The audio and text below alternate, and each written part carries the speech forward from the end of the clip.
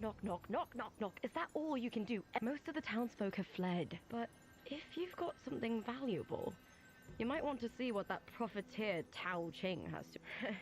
It's embarrassing to admit, but ever since the rebels took over, they've killed so many.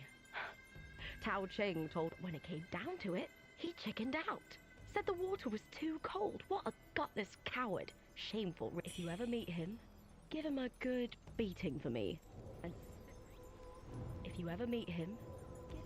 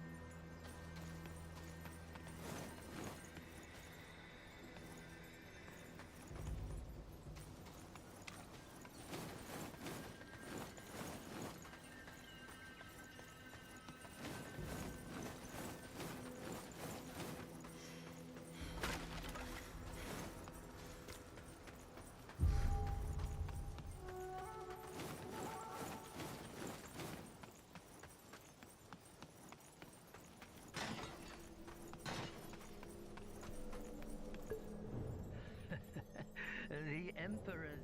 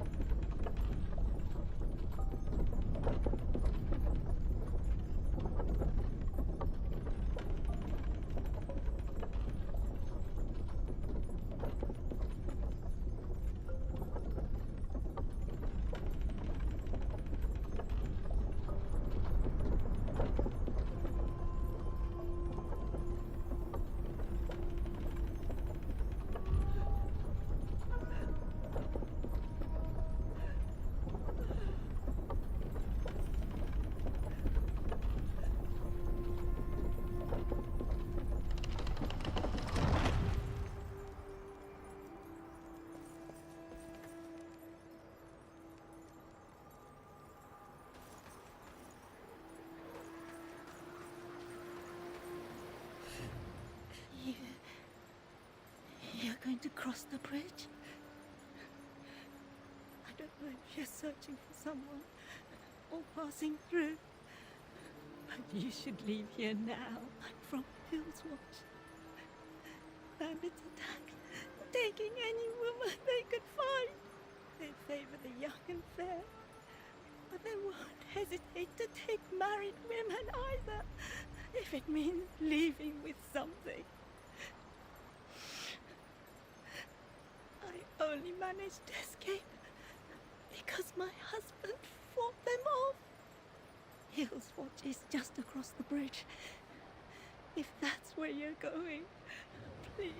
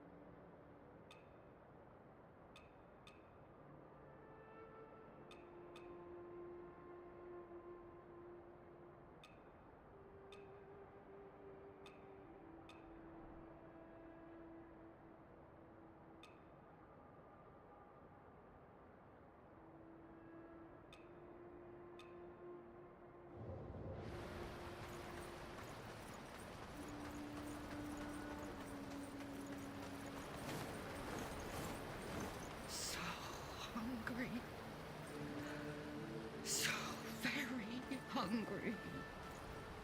I'm starving. Got any food to spare?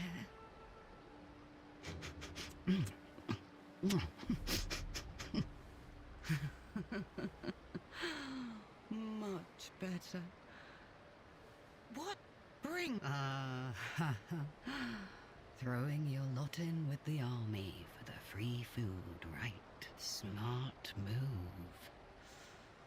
Cloudspire sure is loaded. A widow runs things now. They say her other half kicked the buckets. How the young folk folks flock here for a shot at a good post and decent pay. Get a good position here. My boy's a hotshot general. Why don't I put in a good word? The headquarters are nearby. I'm gonna go see how my darling's doing.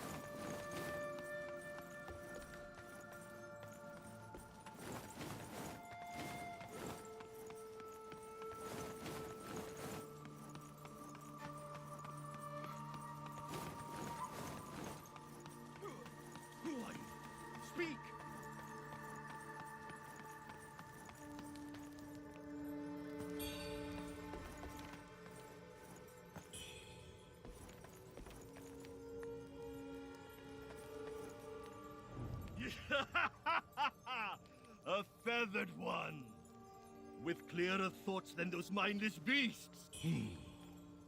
It seems you're not like the others. For days, I trailed the monster. It led me here, where illusions grow more frequent. I must be close to its nest. This here is an old battleground, grave to many a warrior. That monster reanimated them in an attempt to thwart me. A foolish ploy.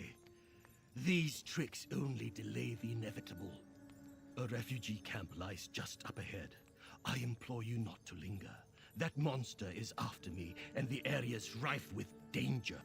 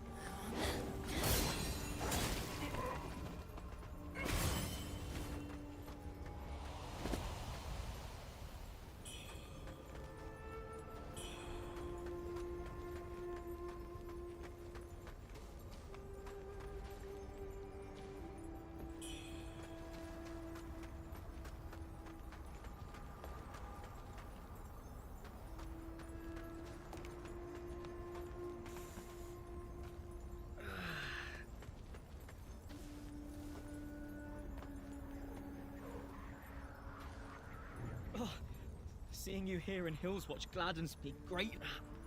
I just crossed swords with Ai Nungji, the rebel leader. His cheap tricks made me tickle all over. I rested here for a bit after the fight. But, what's lost is lost. But it won't...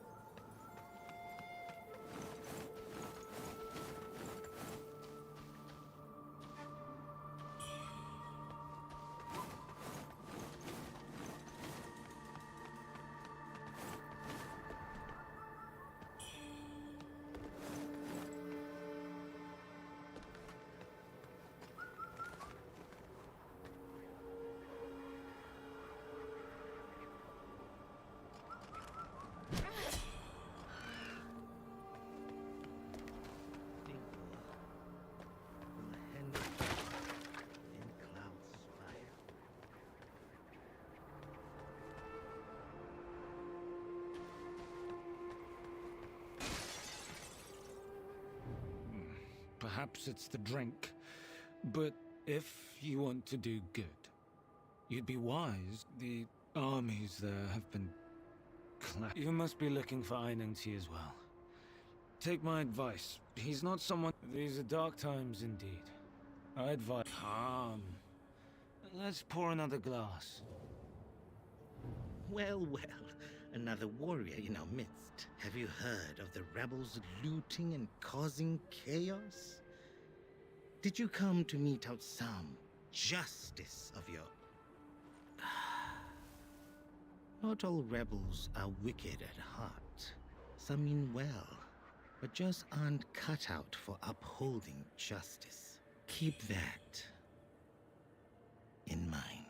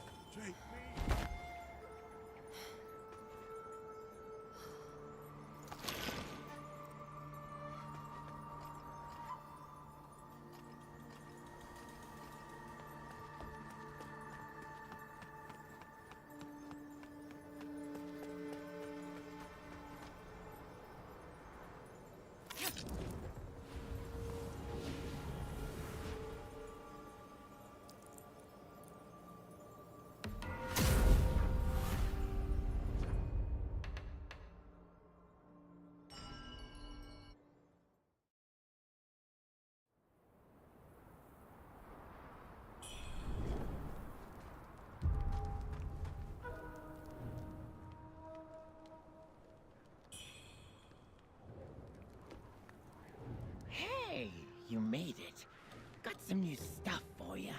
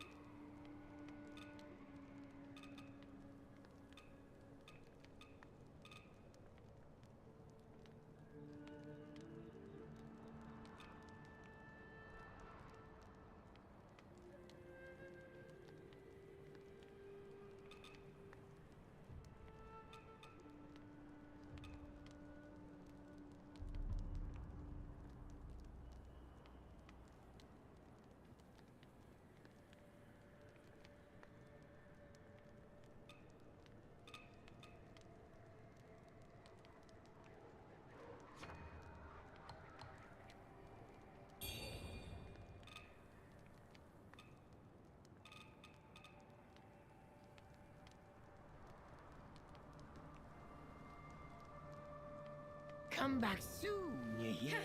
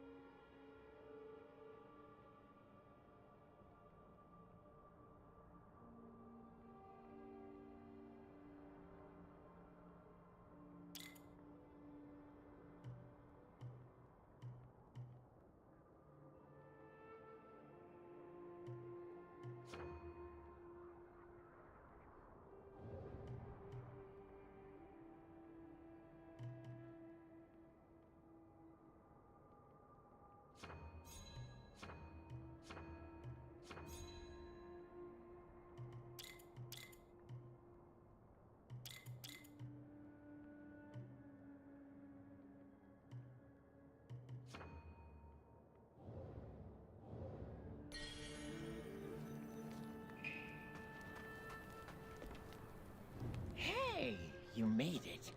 Got some new stuff for you.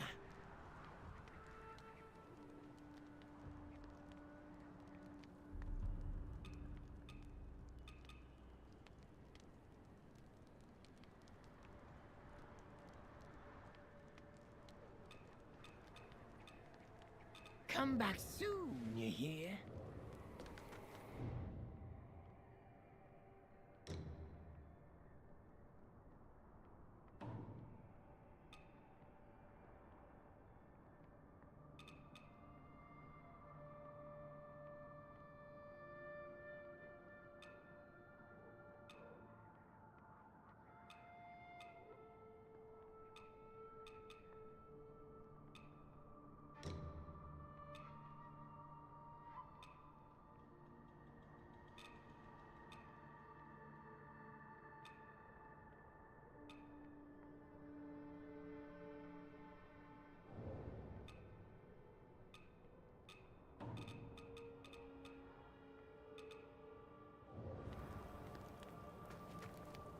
Hey, you made it. Got some new stuff for you.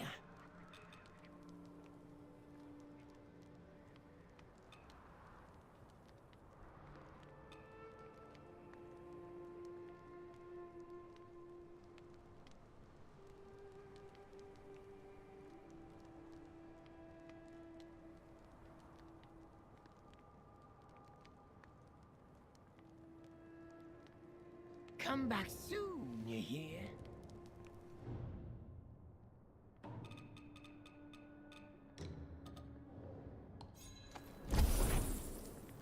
Hey, you made it. Got some new stuff for you.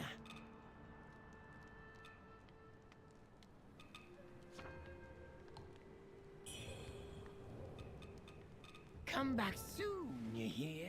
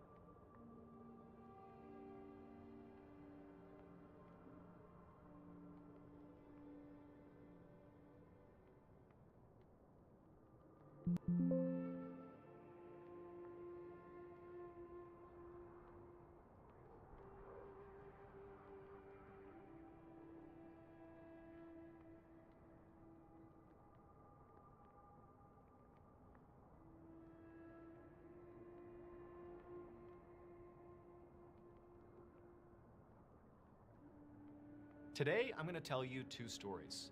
The first story is about this woman in China who goes on a hike into this beautiful forest, and it quickly spirals into a complete nightmare. And the second story is about this small village in Taiwan where this very strange event happens. And it spooks the villagers so badly that the Taiwanese government actually investigated. And what they discovered defies any logical explanation.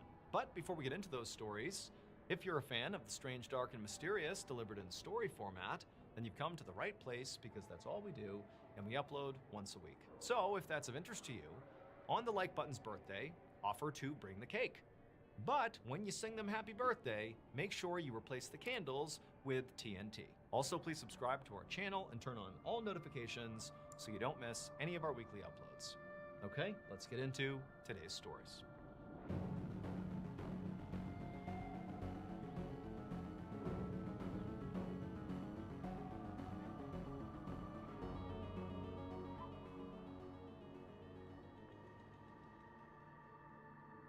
Early on the morning of February 16th, 2020, a 39-year-old woman named Faye stepped out of a convenience store in a small village in China.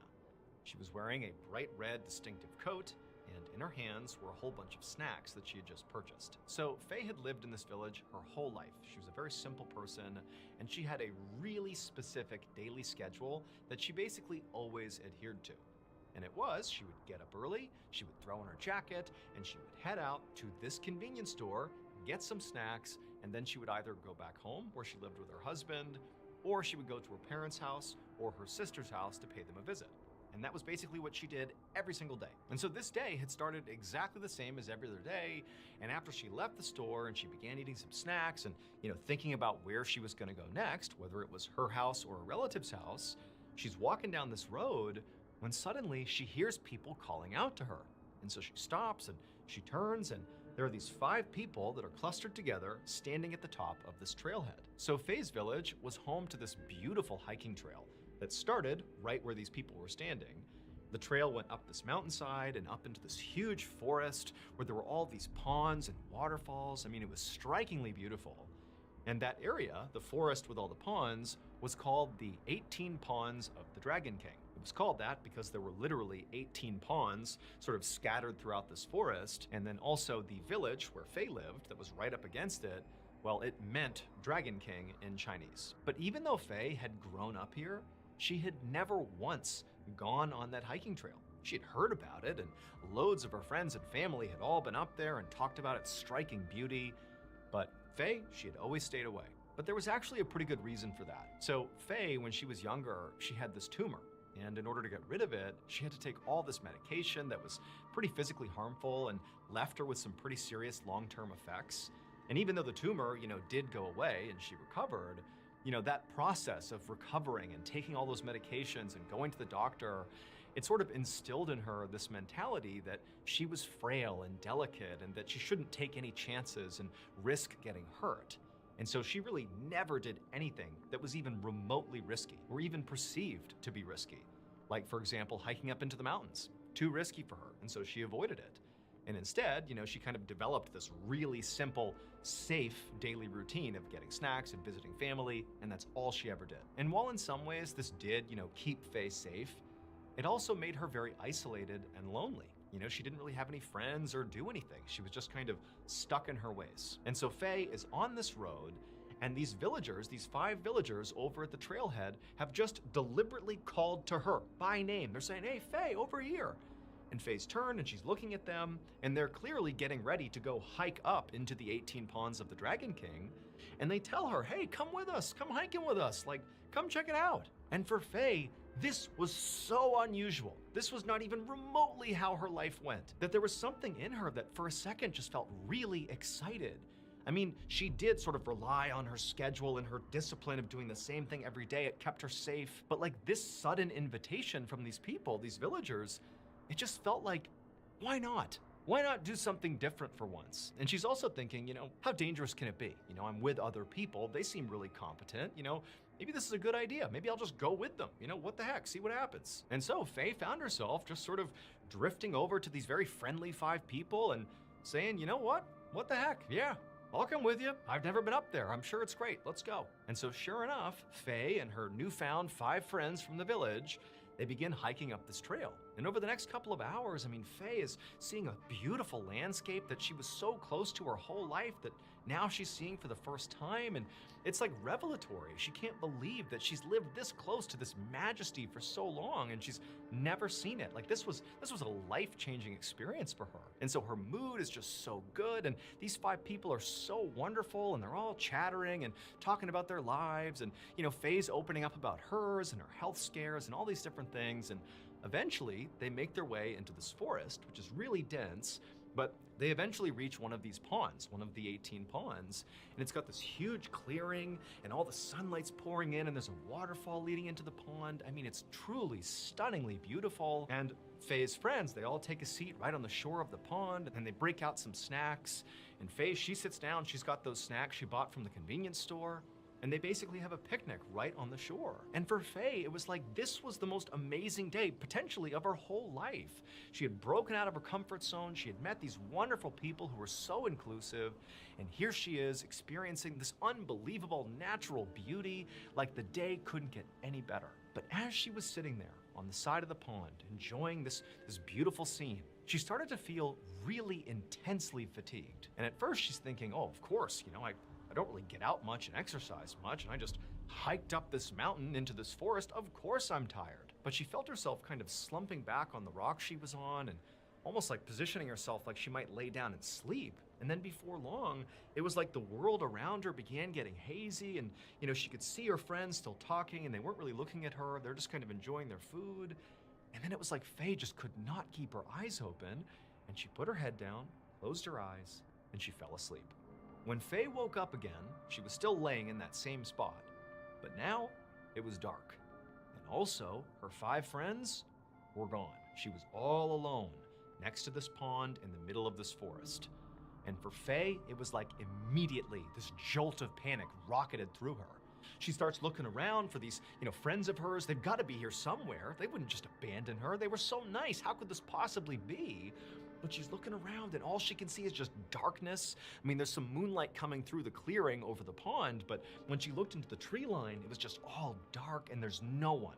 All she can hear is birds and insects, you know, night sounds. And remember, Faye is not somebody who would ever find herself in this position. This is so far out of her comfort zone. Alone at night in this forest, in this austere environment, suddenly it felt very austere, and she's terrified. And at the same time, her mind starts telling her, oh my gosh, this whole thing was a trap. Those 5 people weren't my friends. They brought me up here. They tricked me. They drugged me, or maybe they've left and they're gonna come back and hurt me. And so she's thinking like, oh, I'm in danger. I have to get out of here. And she turns and she looks at the trail that brought them up here. And all she sees is just this dark tree line. And there's this cut path through the trees that's basically pitch black. And she's thinking, I have to walk through that alone in the middle of the night. She didn't have a light or anything that would help guide her way out of here.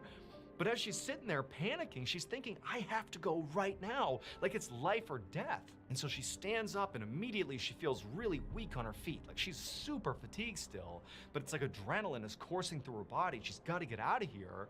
And she starts stumbling her way into the tree line where it's super dark, and she's trying to stay on this trail, but she keeps deviating because it's so dark, and she's bumping into trees, and she keeps hearing noises all around her that she's convinced are these 5 people coming back to hurt her, or animals, or she doesn't know what. I mean, she is in full panic mode here, but just for hours, or what felt like hours, she just stumbled through these trails, you know, getting completely disoriented, and finally she comes to the stream, and she just stops. And she's sitting there and she realizes, you know, the sun is starting to come up. So she kneels down and she scoops some water into her mouth. And right as the sun comes up across the mountainside, there's enough light that miraculously she realizes she can actually see a path down the side of the mountain that she believes will bring her back to her village.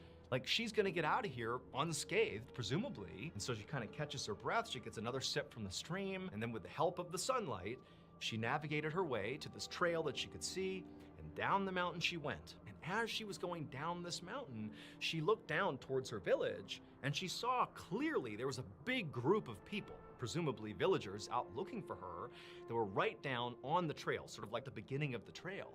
And Faye, she's waving and calling out to them, and a few of the people in the crowd, they're looking up at her, and maybe from the distance they couldn't really tell who she was or what she was doing, but there was some level of recognition, but she couldn't really tell what the reaction of the crowd was. But she had gotten their attention, and Faye's so excited, and down the hill she goes. Suddenly she feels totally rejuvenated because she's gonna be okay, and she gets closer to this big crowd of people, and she sees now it's friends, it's family, it's definitely her people. But the looks on their faces are not the looks that Faye is expecting. Hours. They must have organized the search party. They've been worried about me, but here I am. Like, they gotta be relieved now, right? Like, they found me. But no, the looks on all these people's faces were of shock, were of horror, not really sure what to make of Faye coming down the mountainside toward them. And then, when Faye got close enough to the group that she could actually make out individual faces, Faye saw her sister in the crowd. And she waved to her sister and said, "Hey, I'm okay, it's okay, everything's fine, like, come on, everything's fine." And Faye's sister kind of broke ranks very hesitantly, and then she finally jogs up to Faye, and the two embrace, and it's this really emotional moment. And Faye's sister says to Faye, "Where have you been?" And Faye kind of steps back from her and says, "Oh, yesterday or a few hours ago, I don't know, I kind of lost track of time, but I think it was yesterday. I saw these 5 people, and we kind of made our way into the mountains. I don't know, I shouldn't have done it, but I fell asleep, and here I am. I'm so sorry if I scared you, but I'm okay." But Faye's sister, it's like she was hearing what Faye was saying, but couldn't process it. And eventually, her sister kind of stepped back and looked at Faye and just said, "That can't be true. You've been gone for 17 days. Faye didn't really have time to appreciate what she had just been told, nor did the group really have time to appreciate that Faye apparently has shown back up again. Because pretty much immediately, Faye was rushed to the hospital, where doctors discovered she had lost 60 pounds. She was horribly malnourished and dehydrated. They didn't understand how she was still alive. And while Faye is being treated, she began to hear what had happened over the past 17 days she had been gone. They had security footage that showed when Faye went into the woods because she had on that bright red distinctive coat. They caught her walking into the forest. There she goes. So they knew she was up in the 7.5-mile stretch, which is this, 18 Ponds of the Dragon King. It's a distinctive 7.5-mile plot. They knew she had to be up there.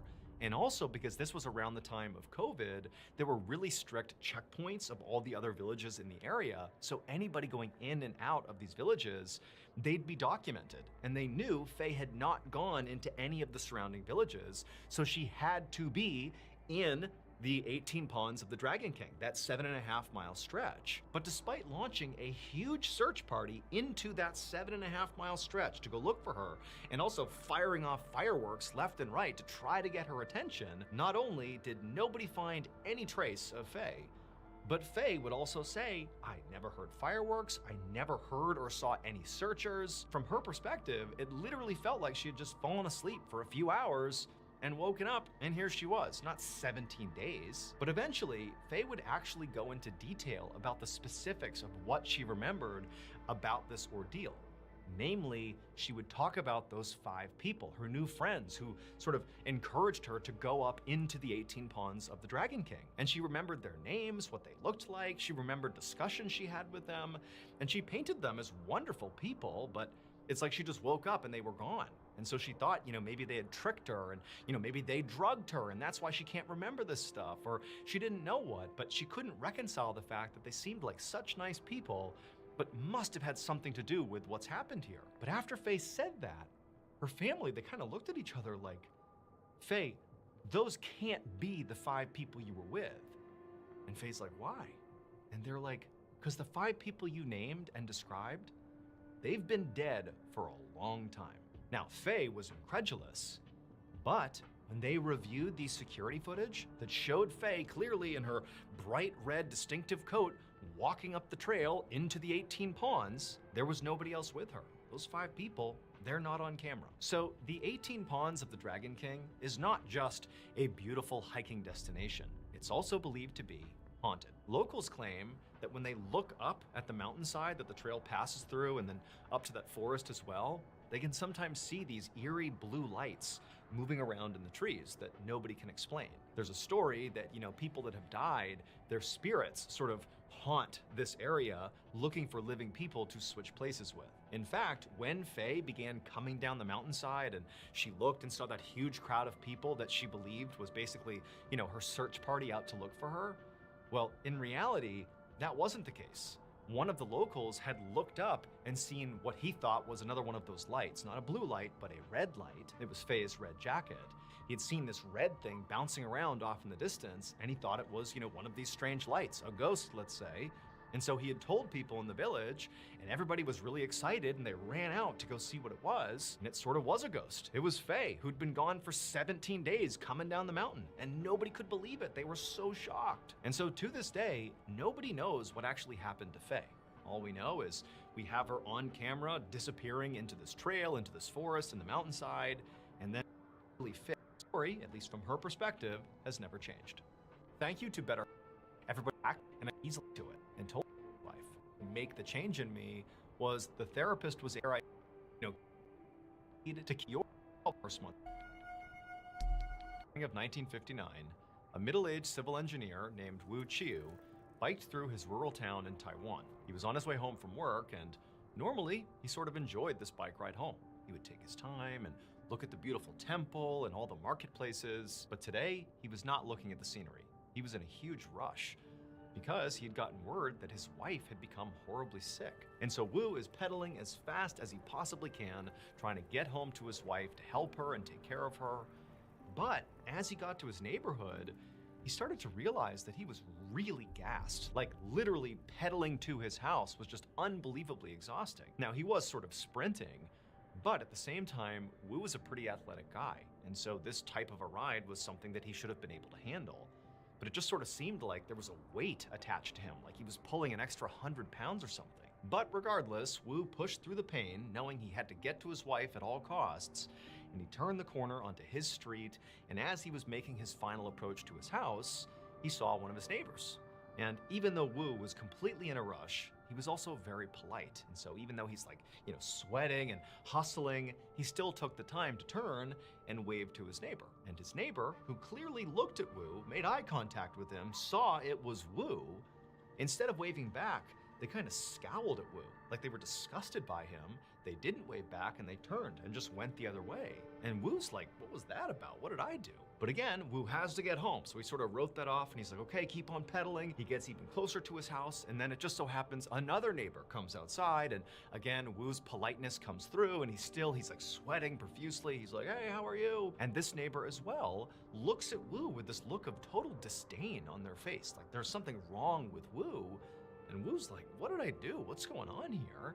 And so that neighbor does not wave back. They go back inside their house. But again, Wu really can't focus on this weirdness with his neighbors. He needs to get home to his wife. And so again, with his heavy legs, he finally gets to his house, parks his bike, and runs inside to see his wife. Wu would find his wife in their bedroom, in bed, and she was looking very pale and sick. Her name was Lin Wang Yao. She was 37 years old.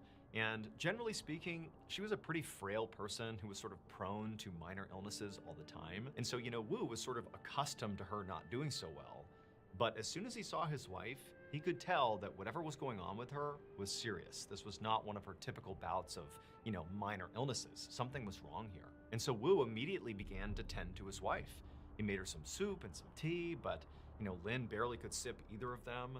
And Lin also, she had this fever that just kept getting worse and worse. And, Wu was hoping she would break the fever at some point. But, all night as Wu was up tending to her fever just kept getting worse. And so Wu, he really didn't know what to do. And this is 1959. They're in a rural village in Taiwan. And so it was difficult to get to a hospital. And so Wu really wanted to find a way to treat his wife at home. And he was just praying that, over the next 24 hours or so, she would show signs of getting better. But over the next couple of days, Lin did not get better.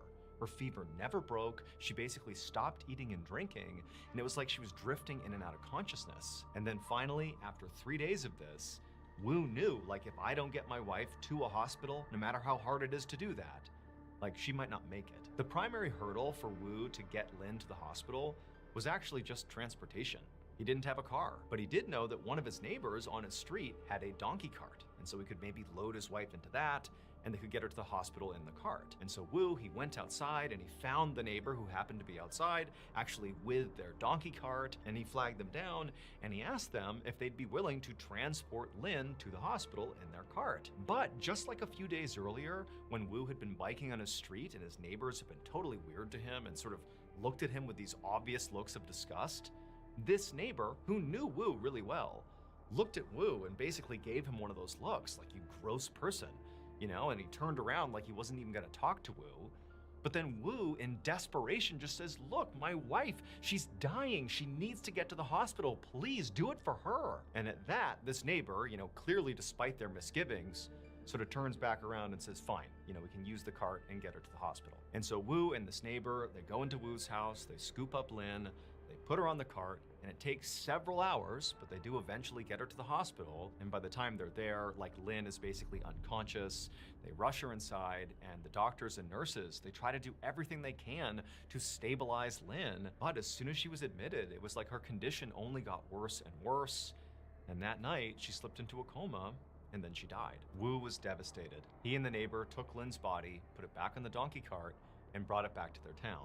And then Wu began setting up for a funeral service. So in Taiwan, it's customary during funerals to have the body of the loved one be brought into the house where it stays for 7 days before they're cremated. And so Wu, after getting Lin's body back home, he put her into a coffin, set her up in the living room, and then over the next several days, Wu was at home next to his dead wife as friends and family, and even the neighbors who, you know, clearly had some issue with Wu, they all came in to pay their respects. And while this was happening, I mean, Wu, who was already devastated at the loss of his wife, you know, as he would listen to people come in and pray over the body and sort of talk to the body as if she was still alive and talk about how wonderful she was, you know, it really hit Wu hard because it was like he was suddenly realizing how different his life was going to be without his wife. I mean, Lin was a very simple woman. You know, she was illiterate, she really didn't travel, and she was very introverted and quiet, but she was a wonderful wife. She took care of Wu. She cared about him deeply. She was a wonderful cook. And just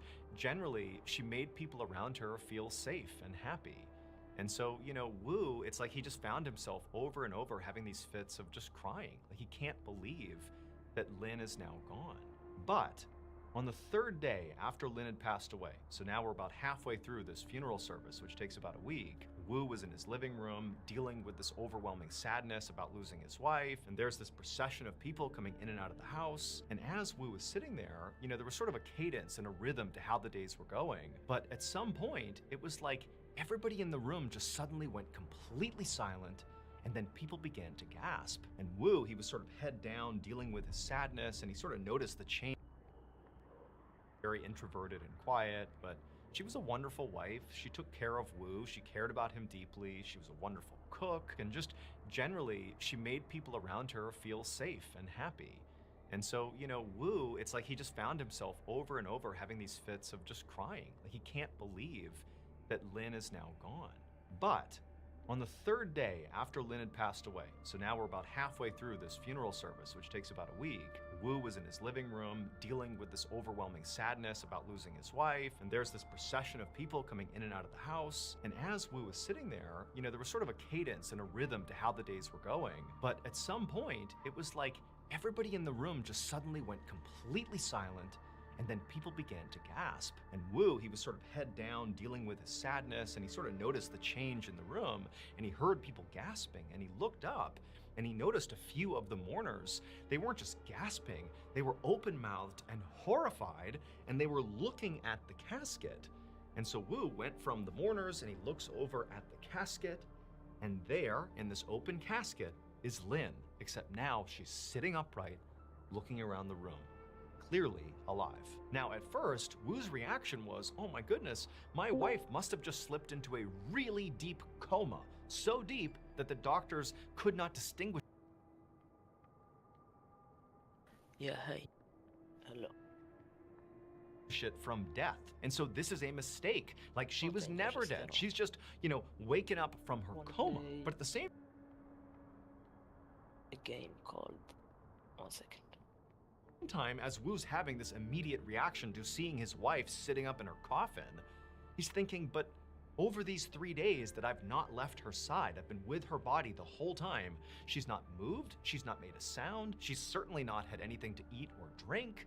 Like, this just doesn't seem possible. And so Wu and the other mourners, after the shock of seeing this sort of wore off, everybody kind of jumped into action. And they rushed over to the casket and they very gently lifted Lynn out of the casket and they carried her over to her bed and they laid her down, and Lynn immediately kind of gestured for water. She was too weak to speak.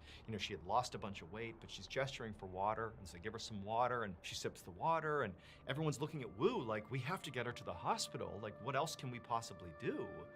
But Wu, he's looking at his wife and she's so frail. She really seems like now she is on the precipice of dying here. And he's thinking, she can't survive another donkey cart ride to the hospital.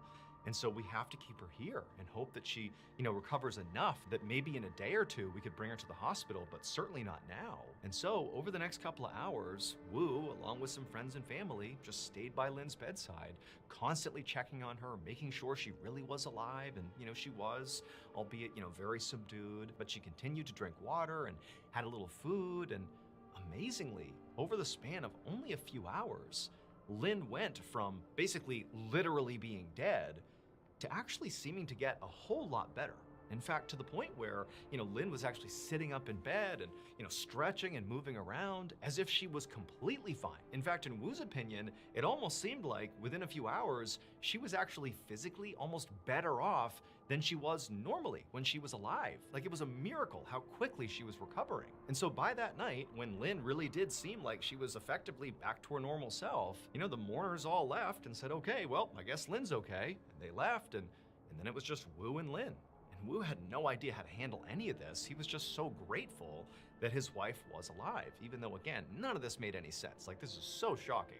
But he's just grateful that she's alive. The next day, when they woke up, Lynn was so much better that she was out of bed, walking around the house, really excited to face the day. And Wu's like, dude, you were dead yesterday. Like, what's going on here? But Lynn said to him, hey, I want to go out on a walk. You want to go on a walk with me, go to the temple? And Wu, he's looking at Lynn, still like unable to comprehend what's happened here. But he's thinking, she does seem like she's in great health right now. And if she wants to go for a walk, great, I'll go with her. And so the two of them went outside and they began to walk. And as they're walking, Wu, he's a pretty athletic guy, remember? He found himself barely able to keep pace with Lynn, who was like speed walking towards the temple. And on top of that, as they're walking and Wu's like, gassed as he's trying to keep up with his wife, periodically neighbors would, wave to Lynn and Wu, and for just a brief second they would chat. And as Wu listened to Lynn speak, he began to notice something really strange. That Lynn, maybe he didn't notice it before, but he was definitely noticing it when she was speaking to other people. She just sounded different. Like, her accent was different.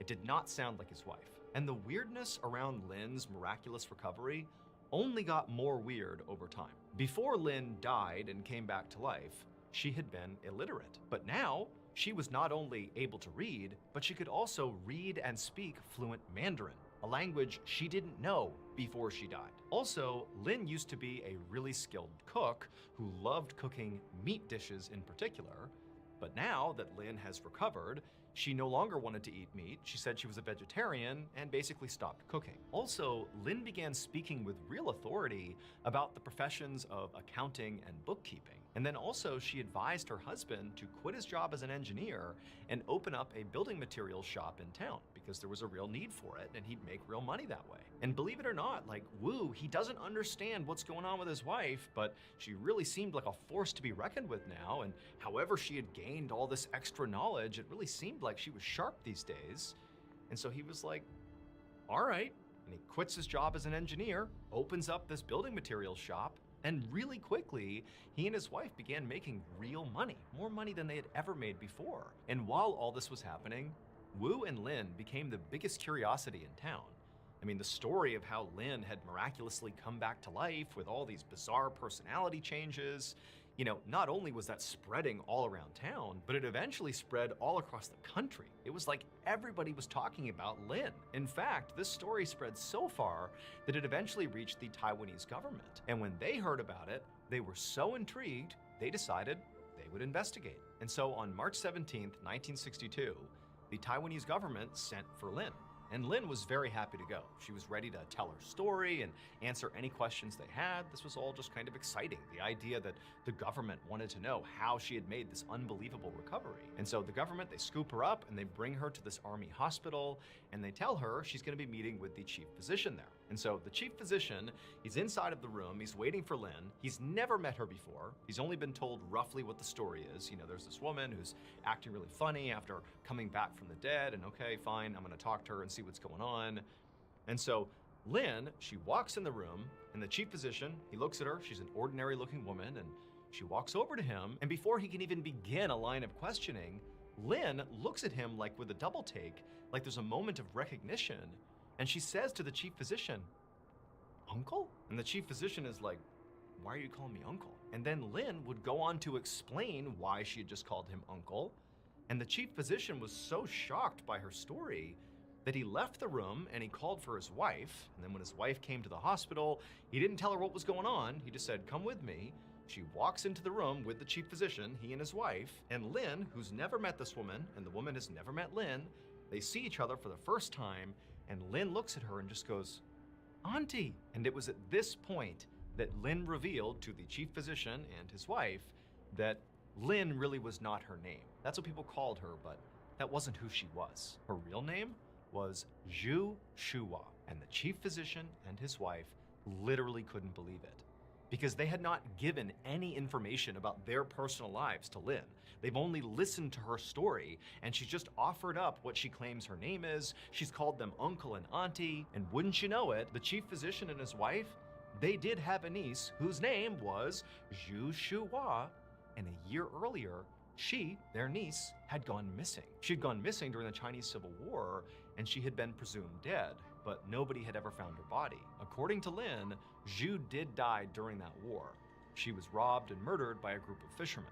And then after she was killed, her spirit was sort of stuck in this purgatory for some time. But then, a year after Zhu's death, when Lynn died, Lynn said that Zhu's spirit entered Lynn's body, and thus, she came back to life, Zhu did, but in a different body. And so Lynn basically was telling the chief physician and his wife that she was Zhu. She had been reincarnated in Lynn's body. And as crazy as this story sounded, the chief physician and his wife couldn't help but notice that as Lynn was speaking, her accent was exactly like Zhu's. In fact, just generally speaking, Lynn was acting exactly like their niece. She really did seem like the reincarnated version of Zhu. And then when they dug deeper and spoke more to Lynn and also her husband Wu, the physician and his wife learned that, Lynn, when she woke up and was reincarnated, suddenly she was a vegetarian, just like Zhu. Suddenly, Lynn was interested in accounting and bookkeeping. Well, that was something that Zhu was interested in. And also, the biggest one was that Lynn had been illiterate, but then she wakes up and suddenly she reads and speaks Mandarin fluently, the language that Zhu read and spoke. And so the chief physician, he couldn't help but start to believe that maybe Lynn was telling the truth here. Maybe this really was his niece's reincarnated spirit. And so, as sort of strange as it was, he told the Taiwanese government that, you know what, there's something weird happening here, and I can't help but believe that maybe there's some truth to this story. But if we really want to pressure test it, Lynn claims that she knows who killed my niece. Like, she knows who killed her, because now she's Zhu. She said it was this particular group of fishermen. And actually, Lynn had given the names of these fishermen that apparently robbed and killed Zhu. And so the chief physician told the government, why don't we investigate my niece's disappearance as a murder and go talk to those fishermen and see if that holds up. And so that's what the government did. They tracked these fishermen down, but unfortunately, only one of them was still alive. But they interviewed this guy, and Lynn would actually say that particular fisherman, he was not one of the aggressors. He was actually the only fisherman in the group who tried to save Zhu, even though obviously she did get killed, but that fisherman had tried to stop what was happening to her. And when the government talked to him, he would say that yes, unfortunately, she was killed, and I did try to stop it, but I just couldn't. Keep in mind, this fisherman had not been given any information. This is entirely like a brand new investigation. He has no idea what they know, but he basically exactly mirrored what Lynn said happened. And so based on this, they actually closed Zhu Shuhua's case. It was labeled a disappearance. They changed it to a murder, and they labeled her killers as the fishermen who were deceased at the time, but they were labeled as her killers, and they closed the case based entirely on, a reincarnated spirit's testimony. And there's one more thing. Back in the beginning of the story, when Wu is hustling home, biking as fast as he can to get to his sick wife, and he has those weird encounters with his neighbors, well, it would turn out when those neighbors were interviewed, they would say that the reason they gave those looks to Wu, those looks of disgust and disdain, is because, one, they knew Wu was married to Lin, and they were also aware that she was sick in bed. But here comes Wu pedaling up the road, and he's got this woman sitting on the back of his bike that is clearly not his wife.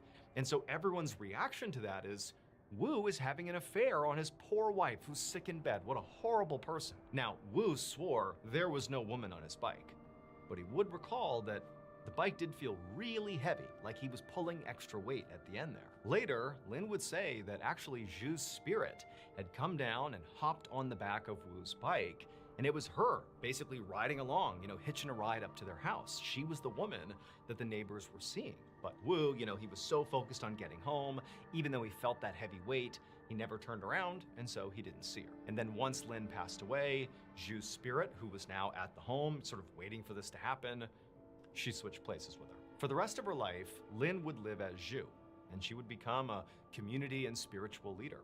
And she would pass away in 2018 at the age of 97, and at her funeral, there would be banners hung that actually said both names, Lin and Zhu. And so if reincarnation is real, this story might just be one of the most credible cases ever recorded.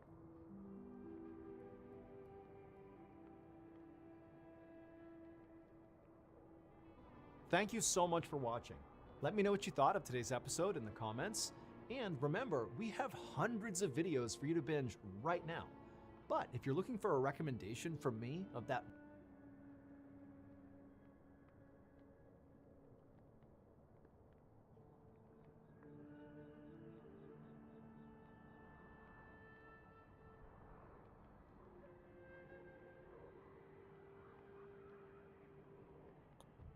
What's this? Yeah.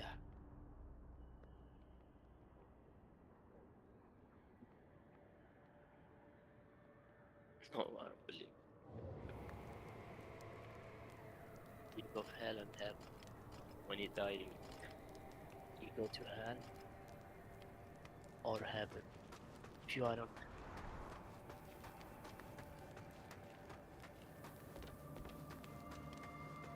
my beliefs, no. Maybe on other people's beliefs. Me, I believe at this it's like 0%.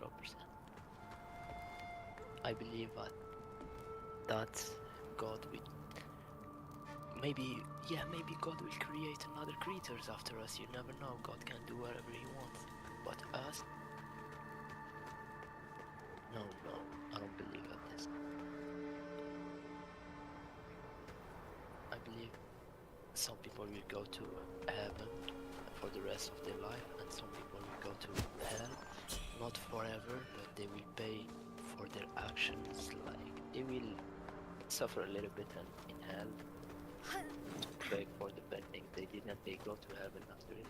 And when it's people who will go to hell eternal, like let's say, who maybe criminals, people that hurt, that kill people and shit.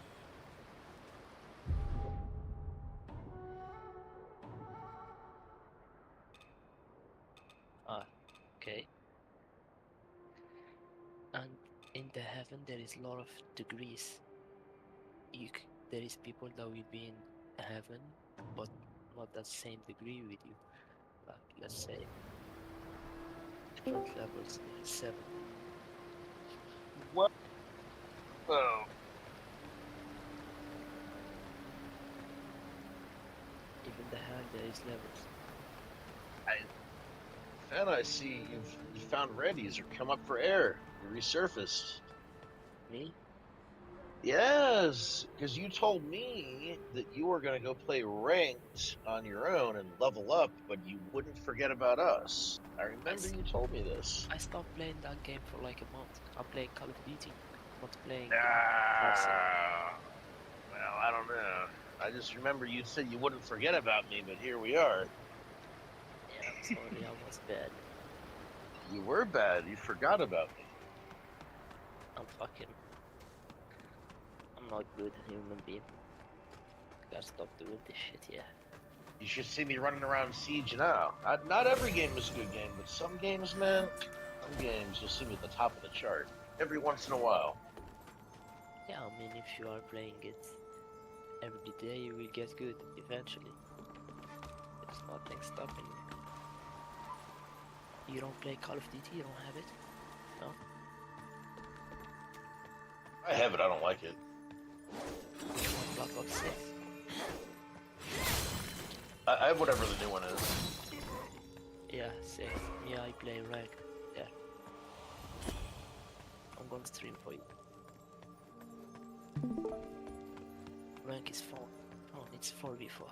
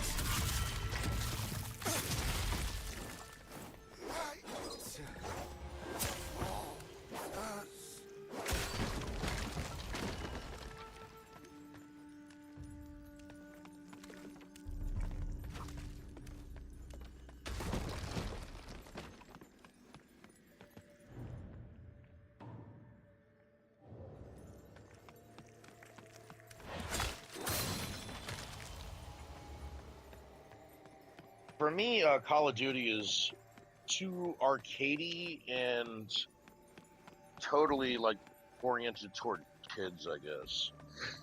Yeah, there's a lot of kid in this game.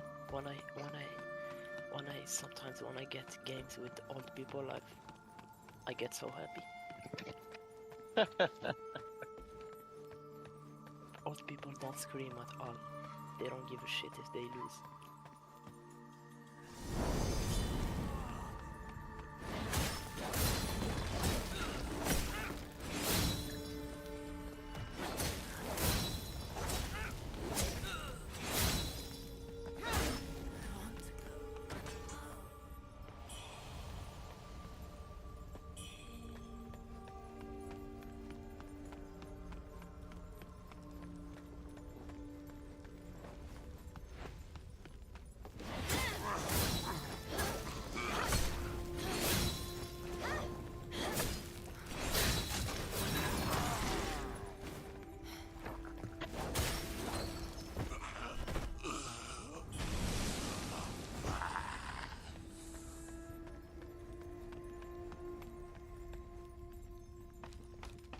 What are you playing, Finn?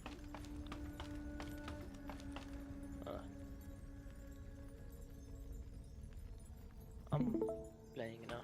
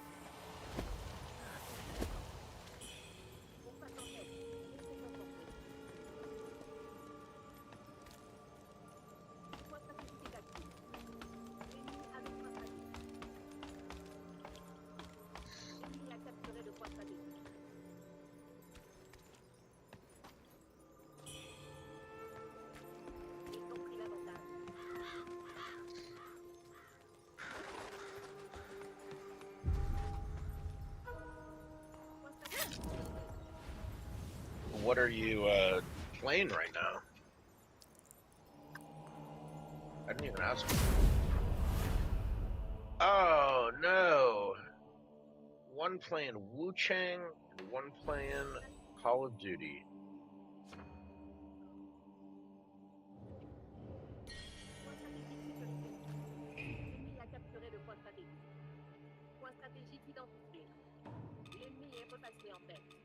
I hear some French.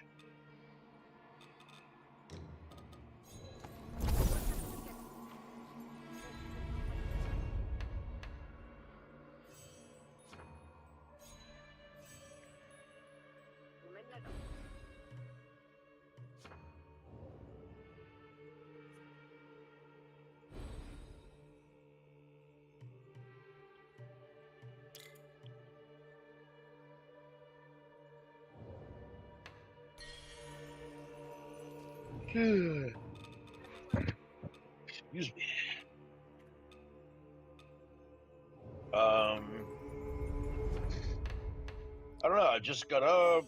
I guess I'll play some of that Mafia game.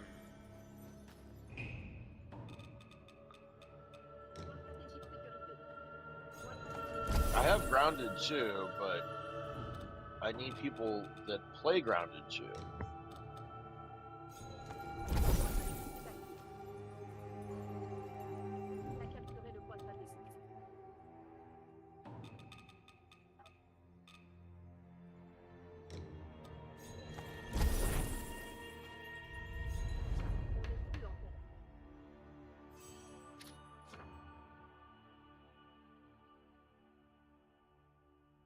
Yeah, I have.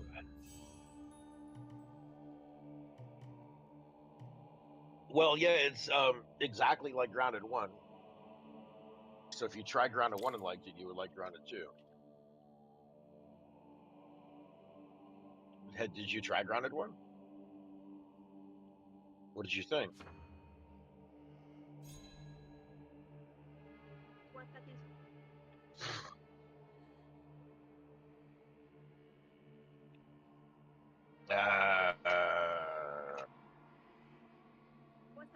Did you have anyone to play with you?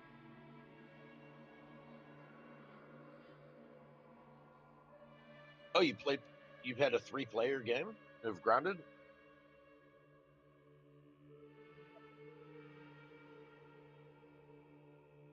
Yeah.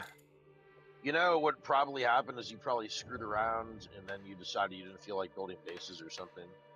But if you would have stuck with it and unlocked some shit, dude, it would have opened your eyes.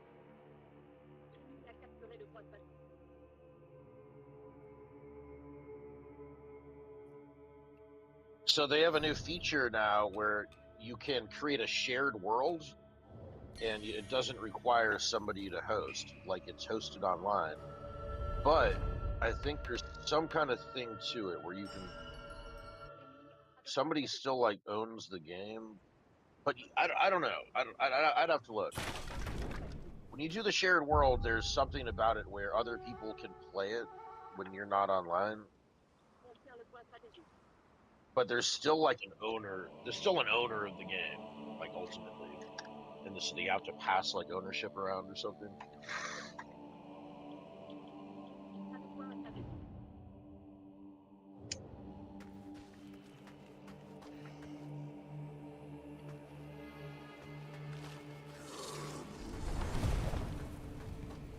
Oh man.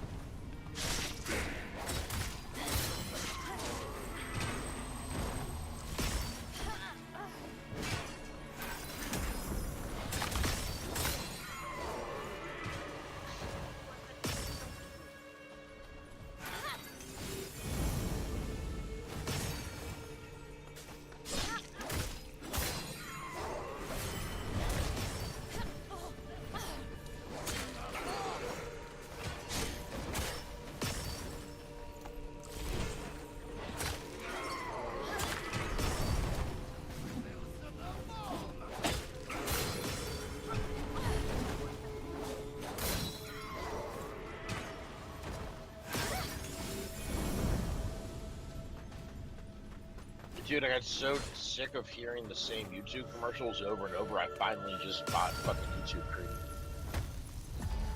It was a free month trial anyway, but... Yeah, but then, you know, you gotta have ones that work for your phone, and if you want ones that work for your phone, you gotta install some third-party shit that doesn't have all your favorites saved on there. And then it stops working. I don't know what Brave is. I haven't heard of that one yet. For PC or mobile? Can you sign into your YouTube account with it and it recognizes all your subscriptions and channels and all that?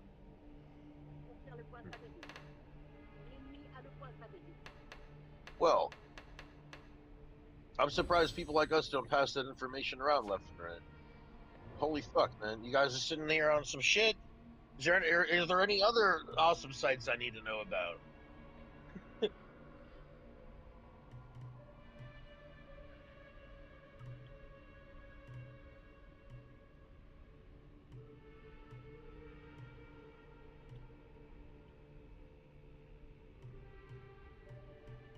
Brave, B-R-A-V-E.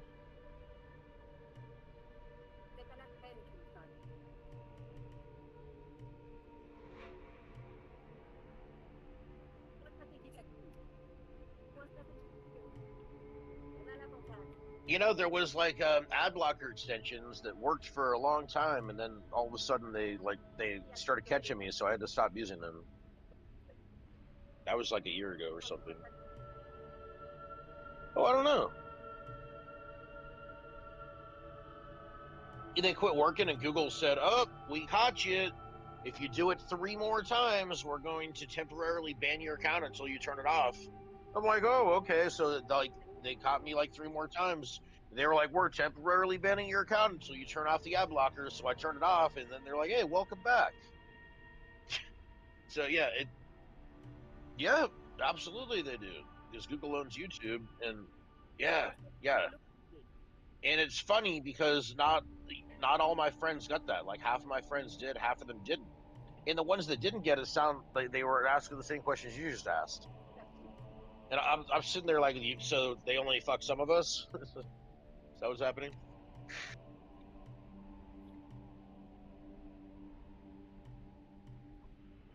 Same. And same with definitely another one of my friends that did not get affected. I remember him saying that. Just use AdBlock Plus. I'm like, dude, that's the one. It's updating everything.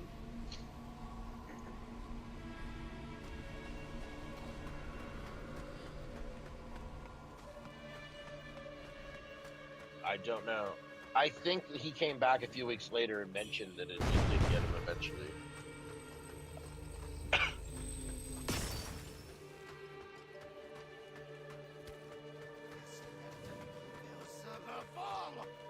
Alright, boys. What are we doing? So I'm going to play Mafia then?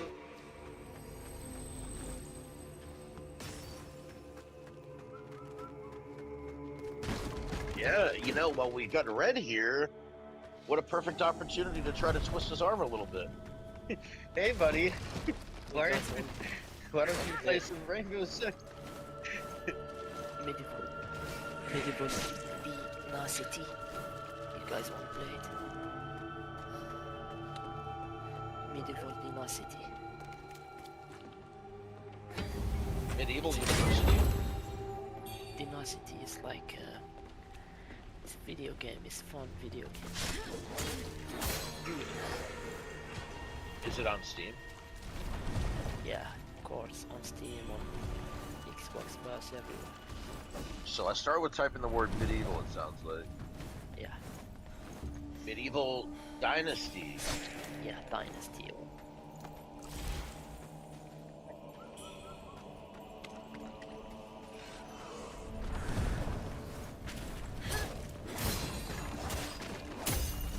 This looks similar to something a friend of mine tried to get me to play.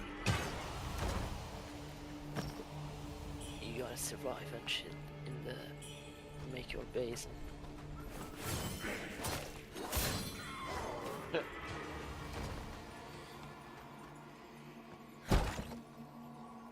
playing it with Zozo.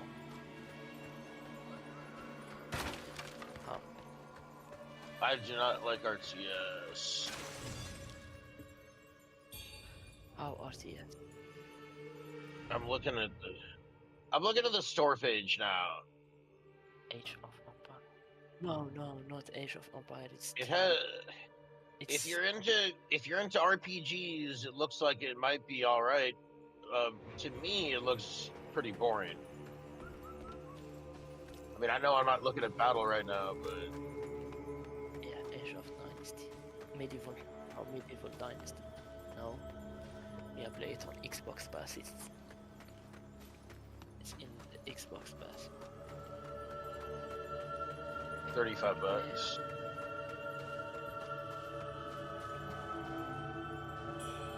Yeah, so this looks like Chivalry 2. I think you can play Chivalry 2 for free. Is that the one that I think I need to play? Chivalry 2 is only fighting. This is, you have to make your way in this one. Well, yes, I meant the PvP part of this it reminded me a little of Chivalry 2.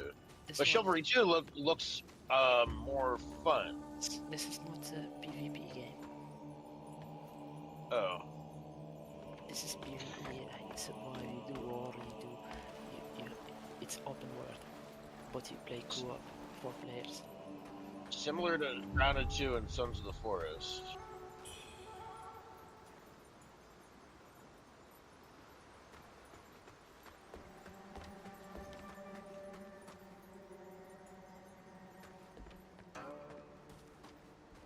Yeah, I wouldn't either. I would need to. And as I I think approach it's the on forest, it's on the the illusions not expensive Game intensify. Pass. It's on the My long the search has $9 finally Game come to Pass. an end, and you possess great strength. Should I fall prey to bewitchment? It's Stop me at also any not cost. really. I would not wish to be a poor. I'm trying to get away from like games like this because I fell off of FPS games kind of for a while, and I was playing a lot of Dead by Daylight and Friday the 13th and stuff like that. And I don't know, I wasn't playing as much FPS, and my skills like kind of slipped a bit. So I started playing a shitload of Hunt, and I've been playing a lot more games where they're more Yes. competitive. This looks like it's headed the other way. Me, I'm trying to get out a little bit from PvP. That's why. Because when I'm out from work, I don't want to play like too much PvP. It gives me a headache. Oh man, that's how it starts, dude. I don't want to see you slip. And you're right around 30, aren't you? You're in your early 30s. That's No, when it starts. 25. I'm 25. Oh boy, don't let it start that early, man. Don't let it start. Don't let life do this to you. Because you have to let it happen. I have noticed that.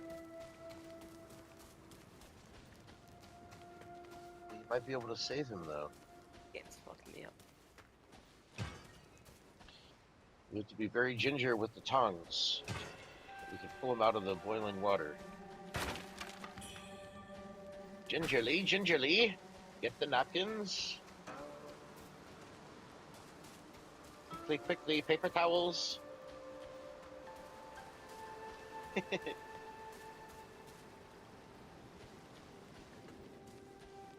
I don't know. I mean, it doesn't look awful.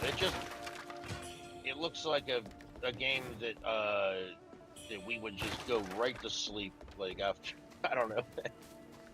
Yeah. Finn will fall asleep during this game many times. That's what's dedication. Also, it looks like we're probably. I'm guessing we're going to be building things, and that's not my favorite thing. That's one of the. Like. That's one of the reasons I need people to play Grounded with me, because I don't like crafting very much. Imagine you are in the medieval and I can't help you but spawn, I you need like a spawn, so master you have builder. to make your base, make your population and shit. But it's 3D. You can see from your side that only co-op with 4 players. Yeah, you make one of you make cooking. One of you can cook. One of you can make the how you call it. Well, if it ain't, let me guess. You North heard is about the the rebel cook. camp here. If you do find something valuable, I don't forget played your old pal, yeah? Valheim, which was a little like this. Only Valheim, the graphics are so bad. They're just it's very retro. This looks a lot more updated. But I did not like Valheim very much. Like we had a builder that was giving me equipment, and she was making armor and swords and all the stuff I needed, and she built a base. And she said that I could just do the PvP stuff, so that's kind of what I did. We played a handful of sessions. We beat all the bosses they had at the time, and I was like, "All right, we'll see you later." I don't think it was for me. I don't know. I don't know that I want to pay $35 for that though.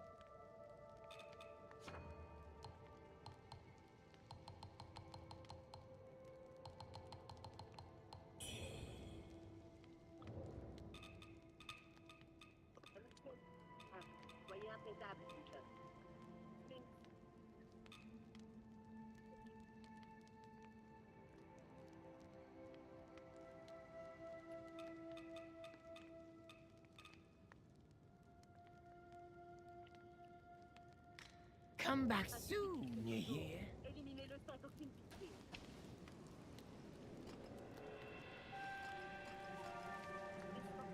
Oh, I'm playing Call of Duty.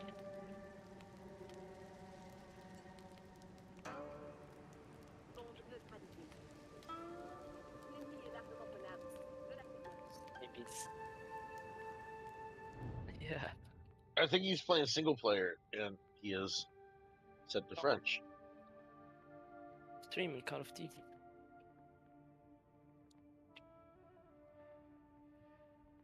Yeah. Ranked.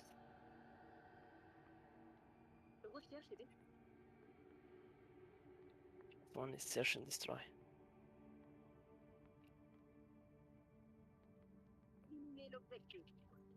Yeah, it changed by itself. You play all of them. You don't choose. Now, are you playing natural or are you zimming? What? Natural. Okay. Mouse and keyboard. Well, I know there was some zimming business going on. It's Rainbow Six a little while back. Is that what it's called, zimming? What? The mouse hacks or whatever.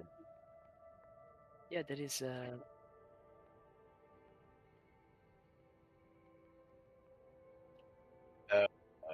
Okay.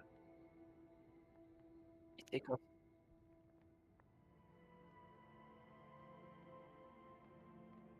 Oh, I see. I see.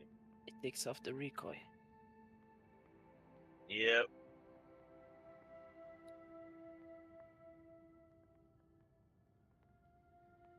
Yeah. True.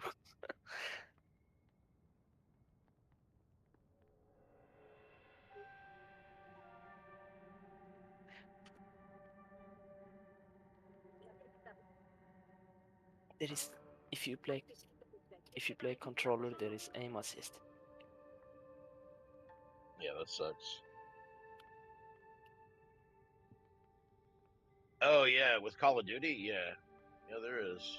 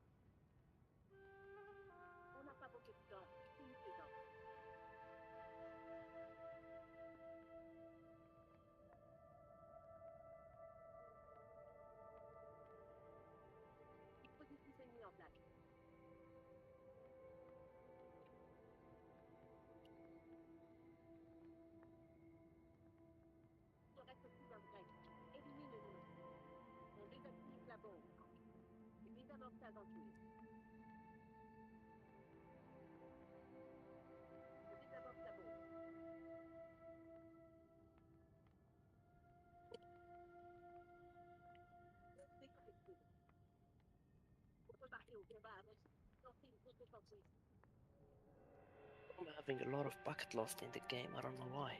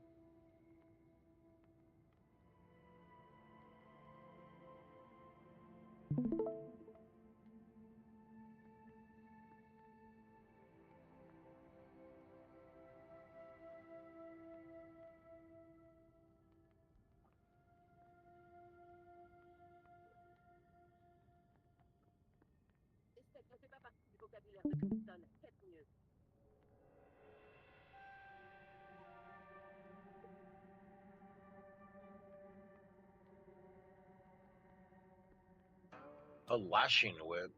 What are you playing, Finn?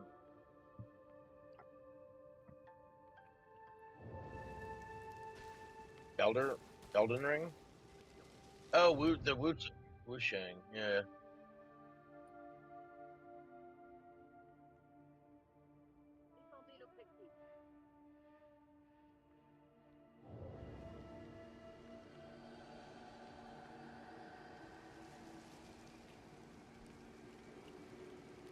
Okay.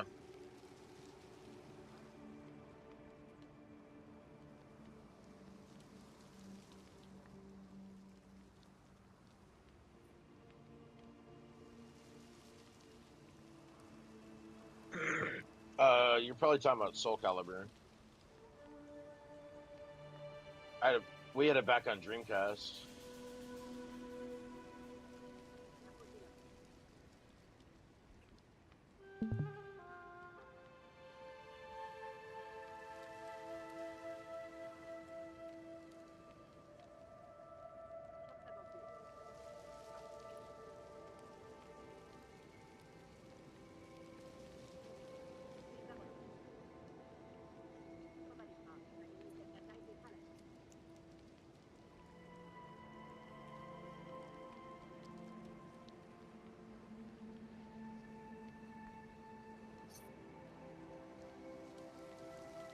Yeah, we can.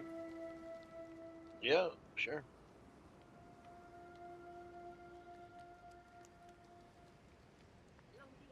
I am streaming Mafia if anybody wants to watch.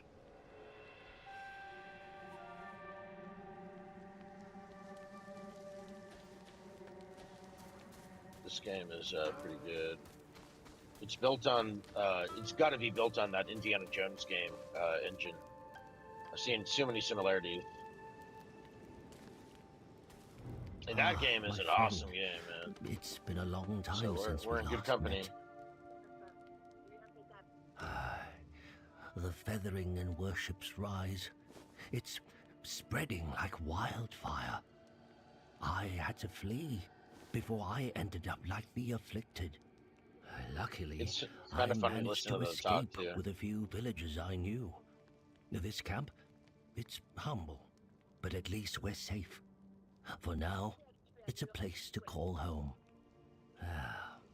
Business is rough these days. If you happen to come upon anything of value, don't hesitate to come. What treasures do you have for me today? About those rumors. Yes, I may have had a little dalliance. Oh, but don't believe everything you hear, friend. Here, from now on, I will make it worth your while for anything you bring my way.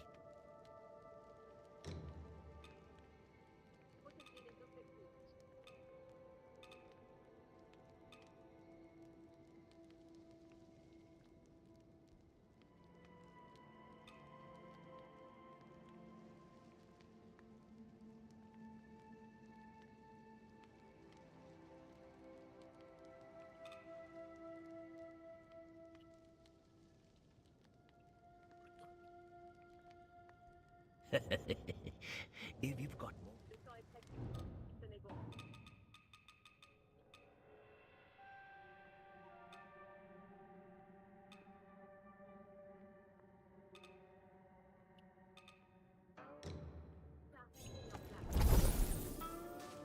What treasures do you have for me today? Let me make an assessment.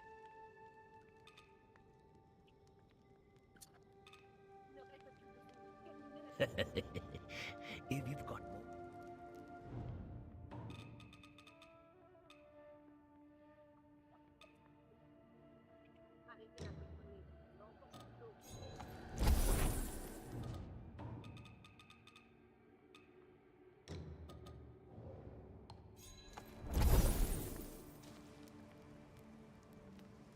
What treasures do you have for me today? Let me make an assessment.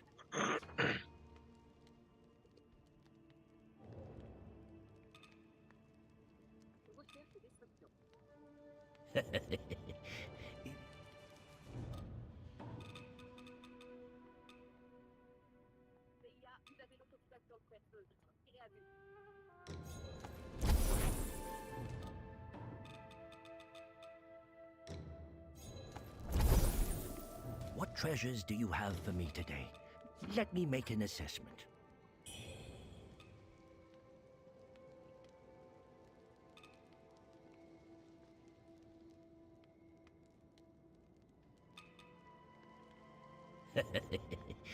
If you've got more than you need.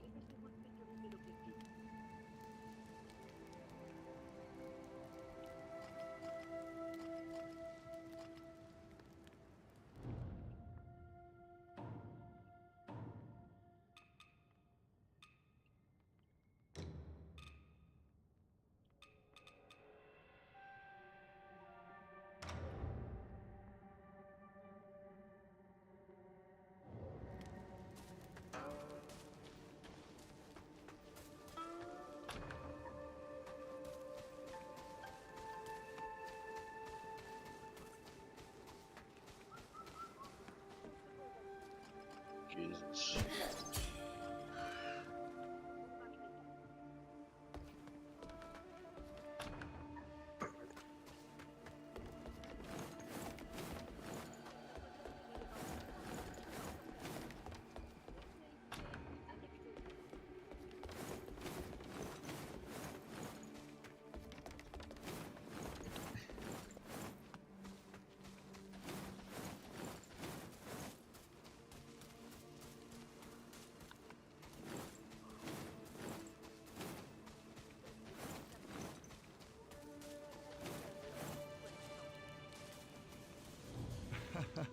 Greetings. The name's Magalhães. I've come all the way from Portugal to spread the word of our Lord. I journeyed here with another missionary, Bulio. He held the belief that those adorned with feathers were messengers from the heavens.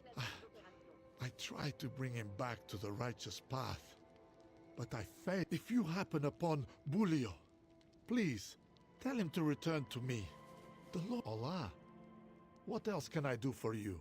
Oh, my medicine case. Please, take this as a sign of my gratitude. It's Allah. What else can I do? Huh? Begone! If it be food you seek, go find.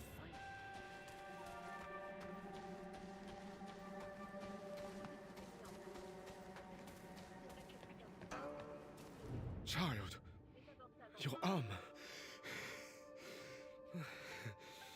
Jungle Temple has fallen to. The temple was once bursting with activity, but now.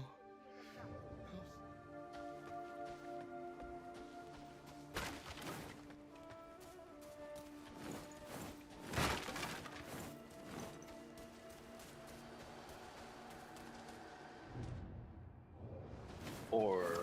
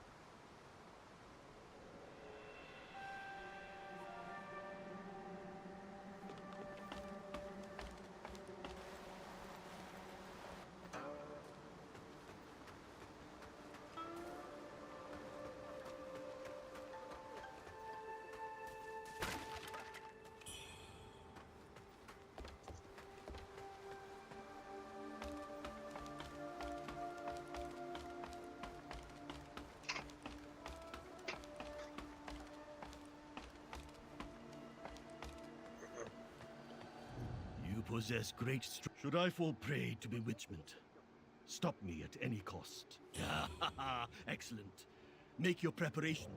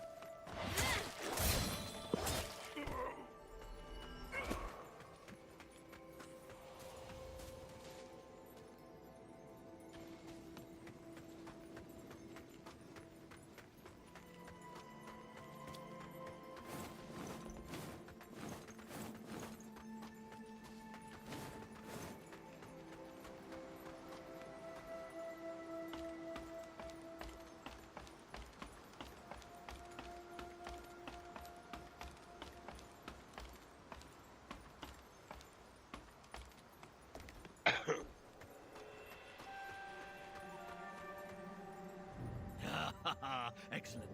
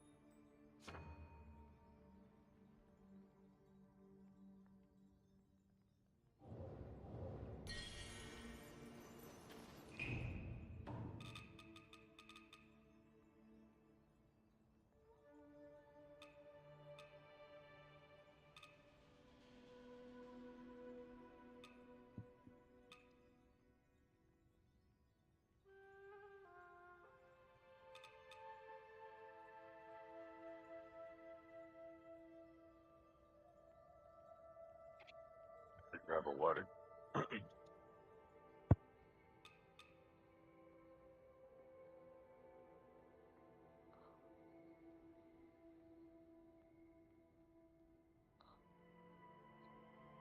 Look at my skin, fan.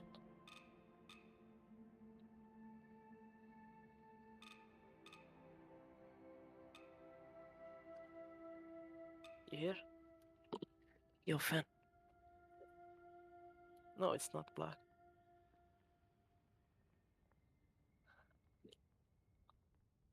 I'm not fucking black.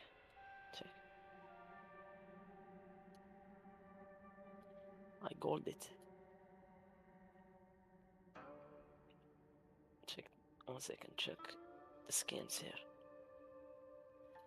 You see camouflage? This one is when you catch all the weapons and you gold them, you get this one. There's diamond. You see diamond? And there is this one, and this is the last one.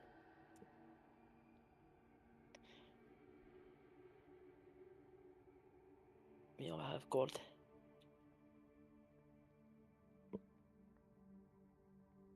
Yeah.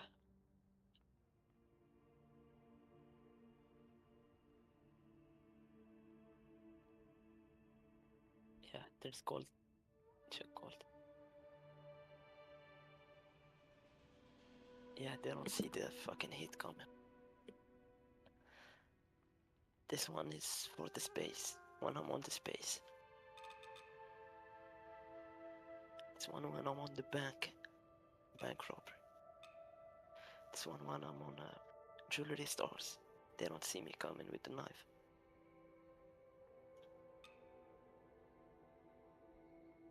Yeah, probably.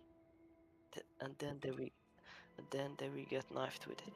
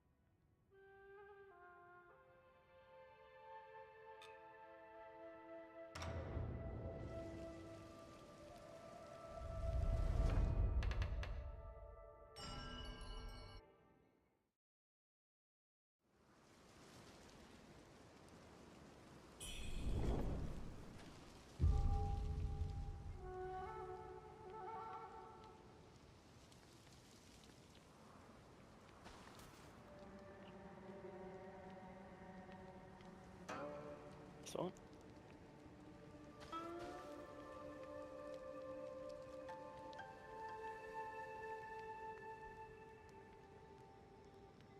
Yeah, this one you can put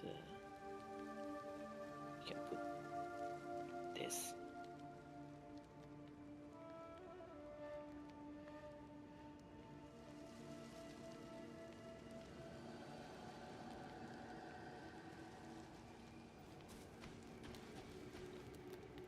Hey, you made it. Got some new stuff for You're not ya. playing Tarkov? Stop playing Tarkov.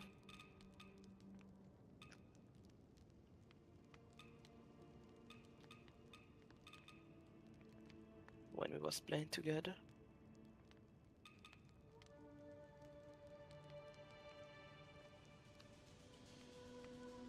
We can go do a... Yeah, it's also, you know, he showed me a good idea. He plays like with 150 ping on the Colombian server and shit. There is no fucking cheaters there. Zero.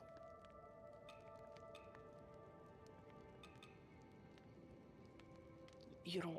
You can... Yeah, but in N8 you can still find cheaters. Like the players who like the game. And they suck at it, so they cheat.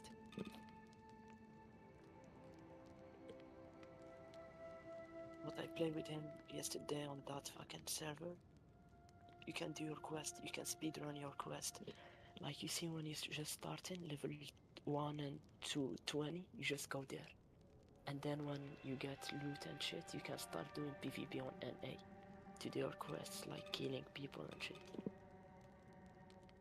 Even there you find players, but they don't fight a lot. Nobody is fighting there. Everybody's going for the quest.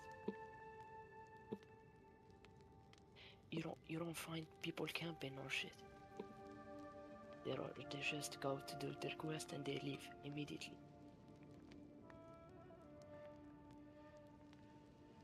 I've been running around all the map. I said I was running on woods yesterday, on all the places. Like you see the sewer mill, I was in the middle of it running. Nobody shoot at me.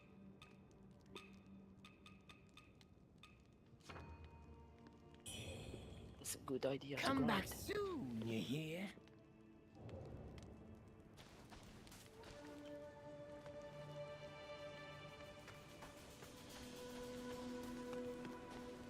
Yeah, he will fight people. He also kills people yesterday. What treasures do you have for me today?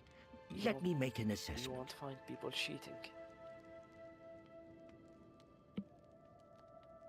Yeah, 0 cheats.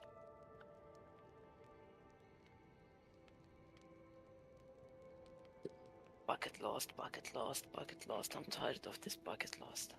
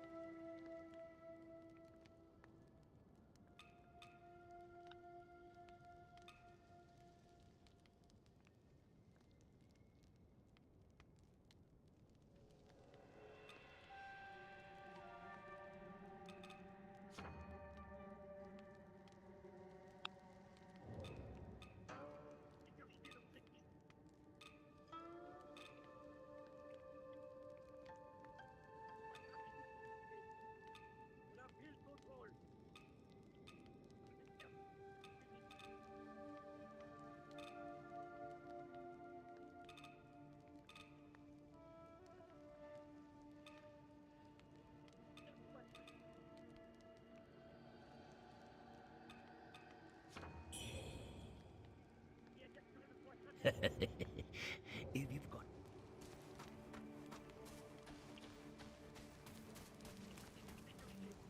Hey, you made it.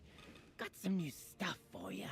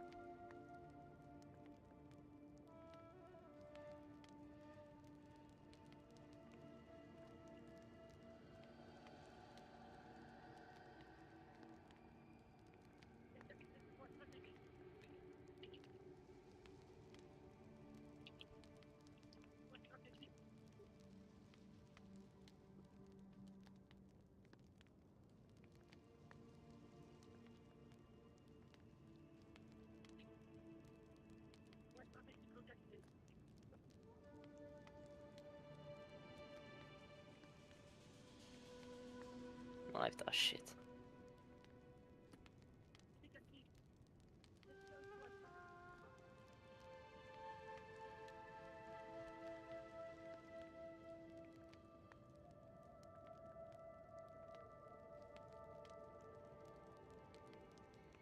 Bro, this guy.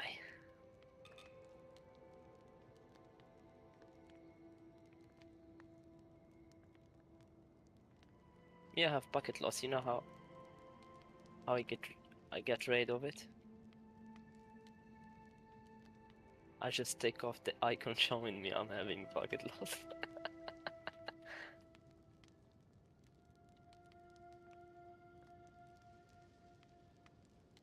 No, I have good internet. Just this game, I don't know why.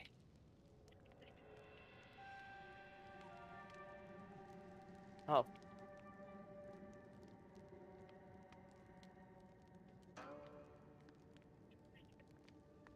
Show me how to do this.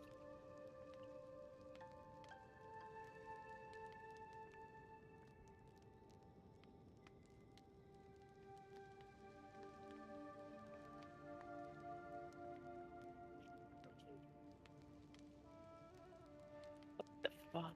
Grenade.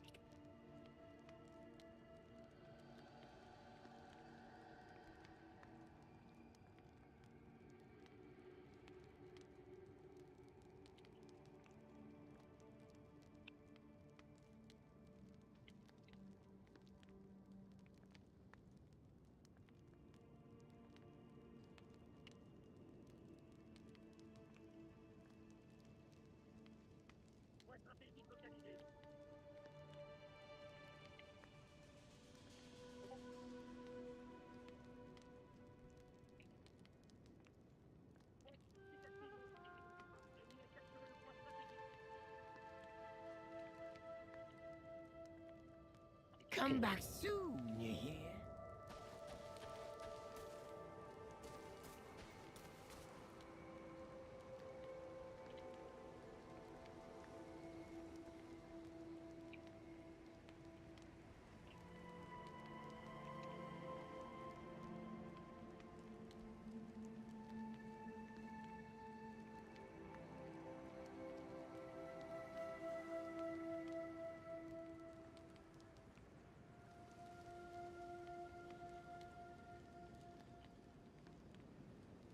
Oh, we fuck them up.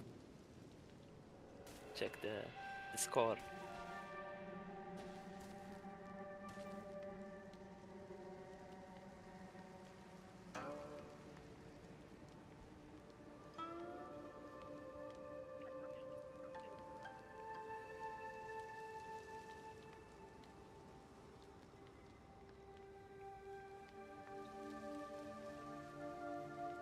My friend killed me.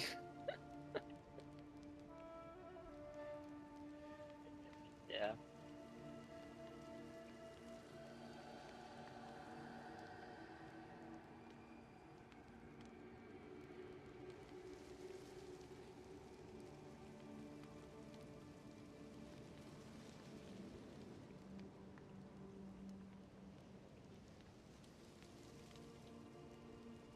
Okay, we win.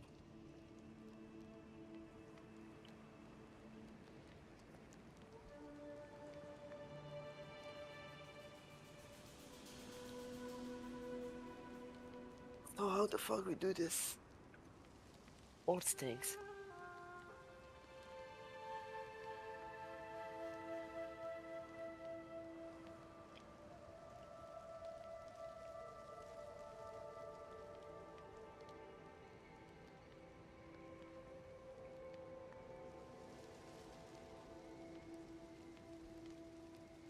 Yeah, that board thing, so I fixed my bucket lost.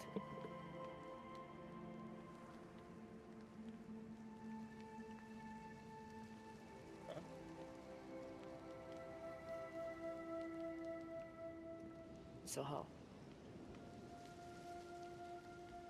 I sent it to me.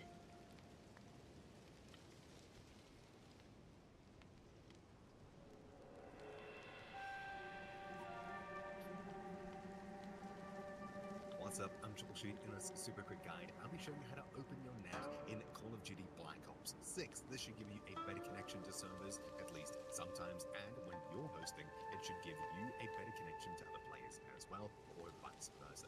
Opening your net is usually a good thing to do for network performance. If we head into the game, follow by settings in the top right, then account and network, you'll find under network info, which I'll have to blur a little bit of, a much more difficult to read screen than Modern Warfare 3. On the screen, you'll see NAT type right in the center over here, and it'll either say closed, moderate, or open. If yours is moderate or open, things are good, but if it's closed, it oftentimes means that you can't host and other things like that. Anyways, in order to open your NAT type for Call of Duty Black Ops 6, all we need to do is allow it to open.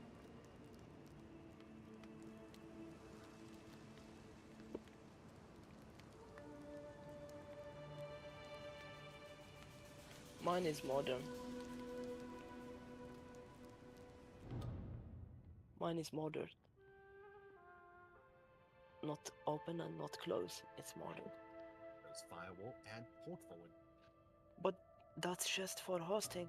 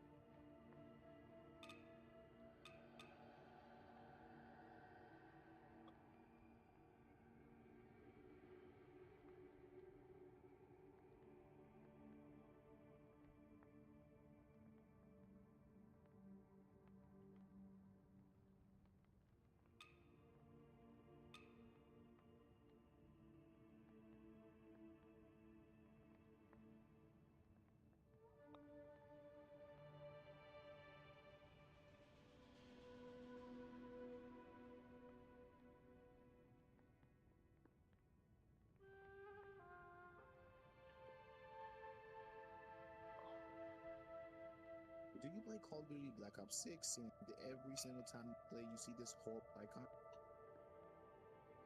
And it feels like you're going back and forth between the past and the future? Well, although these may not be permanent fixes, these work for me. Let me show you again. Okay, now the first fix is simply restarting your shader. Now, the reason why this is something that I'm pointing out instead of something regarding network is because for some reason in games like Call of Duty and Fortnite, ping is dependent on your FPS. So if your game is stressing heavy because you're on a system that may not be as strong, or simply things like your shaders are not loaded correctly, it can cause for your game to lag, one, and cause for you to have ping issues.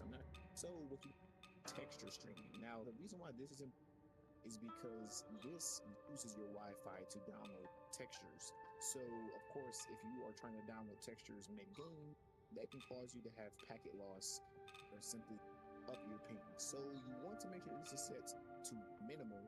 And if you go to show more, you can see all this other stuff. Just set everything to the as possible. See if that fixes it for you. It didn't fix it for me, but it may fix it for you.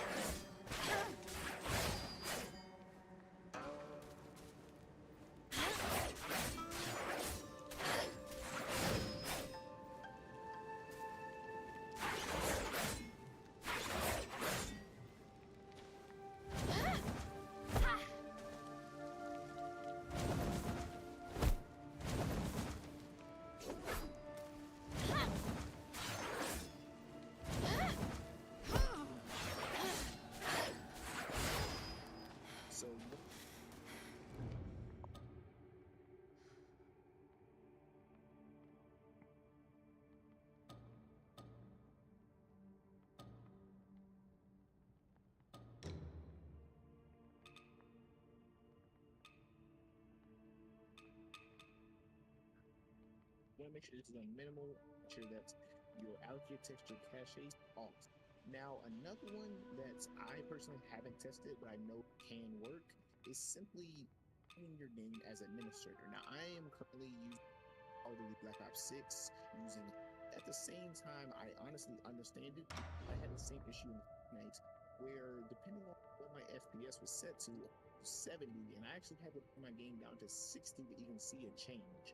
So as long as you're not watching videos in the background or having anything installed, while also not having any these are custom and then set it to 60 and then it's working. Make sure that you don't have any.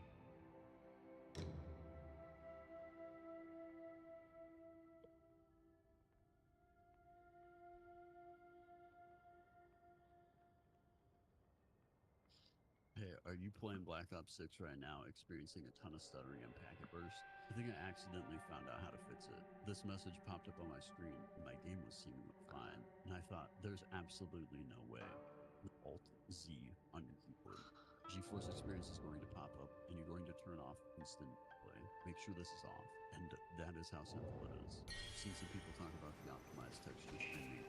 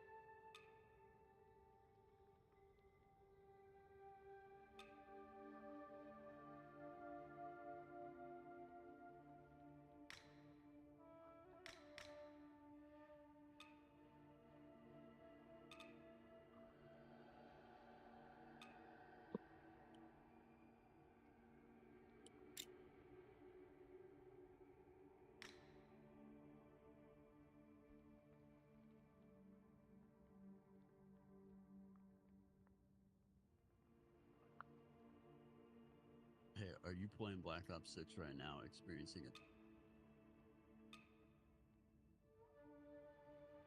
I'm coming right now. Stuff. I'm about to get stuff right now. I got a girlfriend. Leave me alone. Stop the fucking party, motherfucker. I got a girlfriend. Thank you. What's that?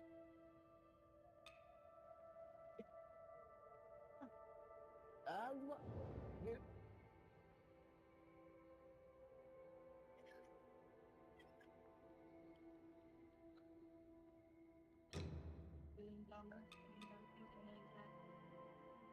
This is when Deller's neighbor offered him food to stop him from raging at Fortnite. Hey.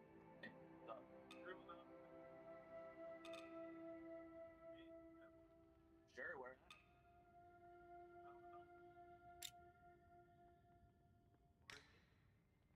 Oh, I'm in the middle of streaming right now. Yeah, you know this game?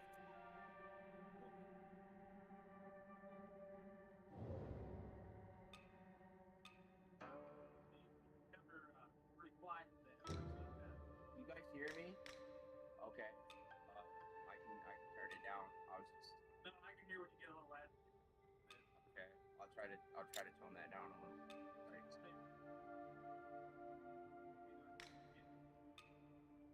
Okay. Alright, man. Sorry for the noise. Sorry.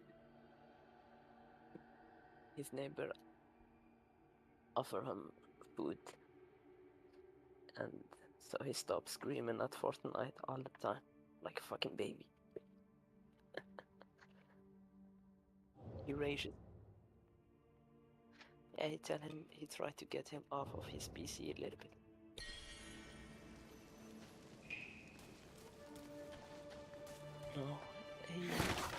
No, he just stream Fortnite and scream, and he can hear him screaming all the time. So the way he tried to tell him to shut up, but was friendly. Scream at him and stop screaming and shit, you know? Or call the police. He was just being friendly to him. He invited him and shit.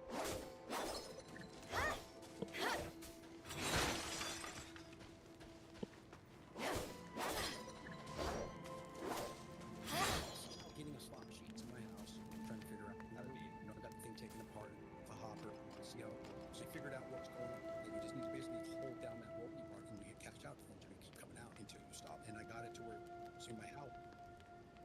Put it in perfectly, the device is made. I know it. Pick this small casino. That's what?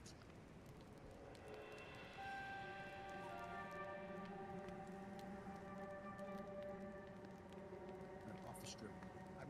Sometimes I need. Oh, he's not here. Oh shit, I'm muted. It's like a 5-shot bolt action. I don't know that if it really says a brand or anything. But I would assume it's like, could be.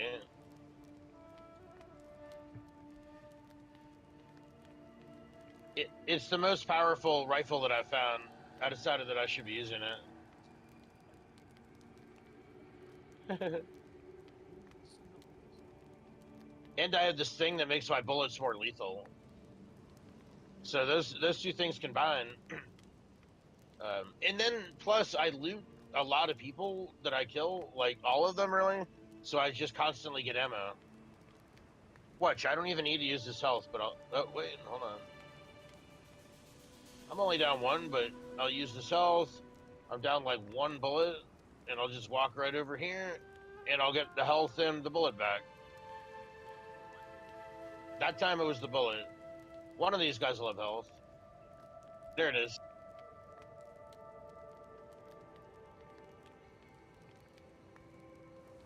Seems that way. I'm starting to notice a distinct pattern. When you have room to hold something, it'll give it to you. And if you don't have room to hold it, then you just get money.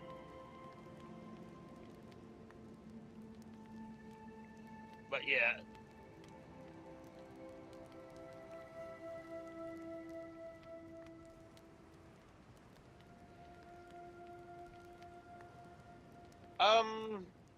Not sure.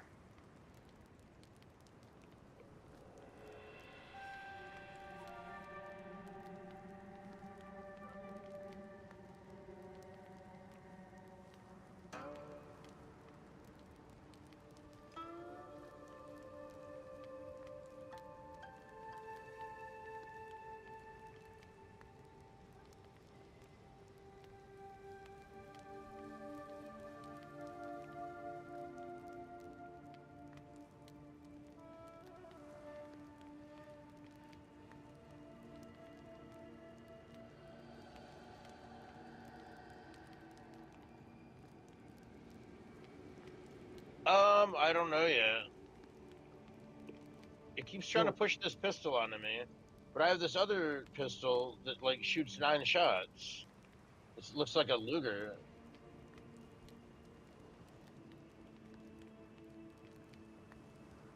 Well, it looks like a long reload is what it looks like to me.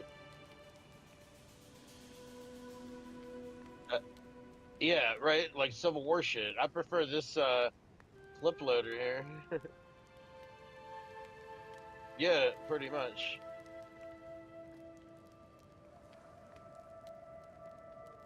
Let's take it out for a little walk.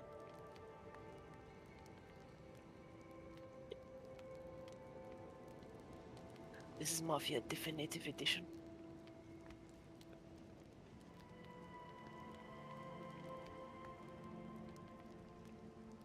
Is there Vito Scaletta in here?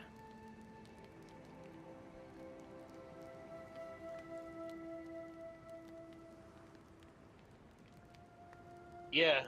Yeah, you just slapped a clip in.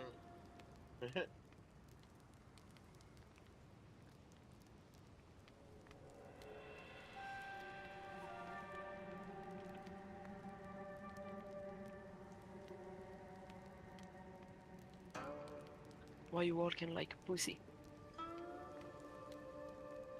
Work like a real man.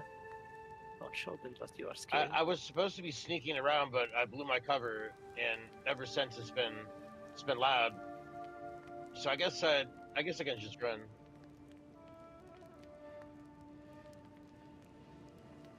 This is behind you. This is better than the Mafia before it, huh? Did you play the one before it? It's trash. I played the first one, and I think I own the next two, but I never really played them. The best one is Mafia 3. The one with Vito Scaletta.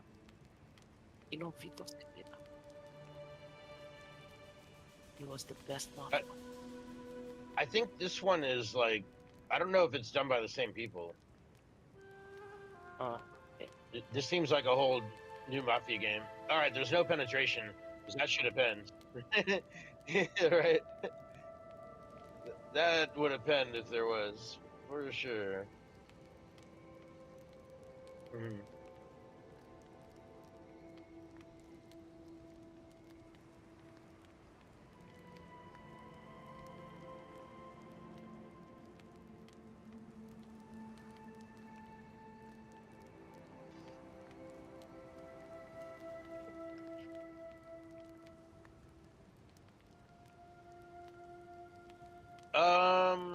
I don't know. Last I looked, I was on like chapter 11 or something. I don't know how many chapters there are. Off and on though. Like I haven't been playing like real extended sessions. I would guess. No. Yes. Maybe like 15 hours or something at most.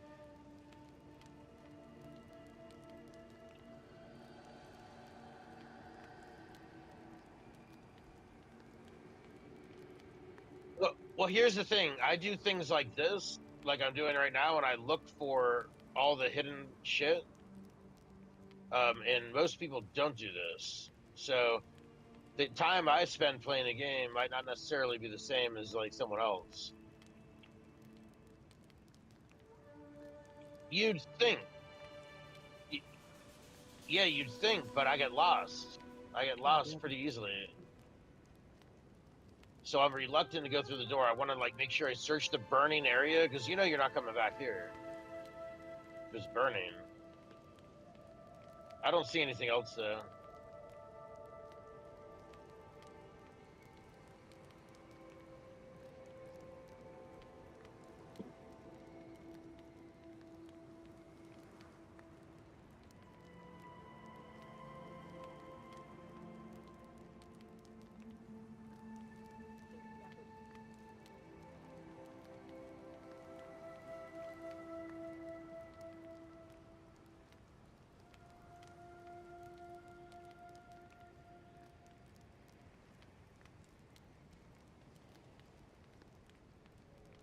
I made it pretty far into that stealth in it though before I blew my cover. It's close. Sometimes you'll stealth like a whole level though, and it'll force you to blow your cover at the end. It's like a scripted cover blow.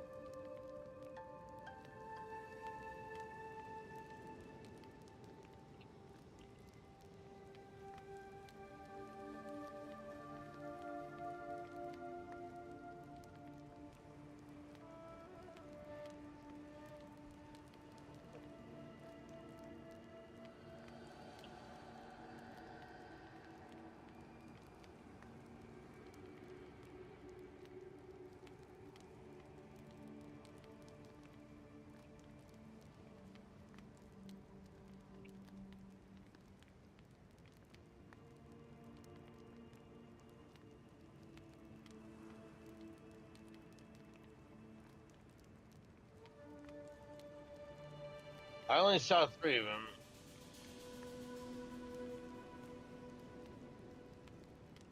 The funny thing is, like, you're chasing after this guy, but, like, it's cool if you just stop and loot everything. The game doesn't punish you for it. Oh, I need a... Yeah, there we go. Now I'll loot some bandages. Come on, bandage. No?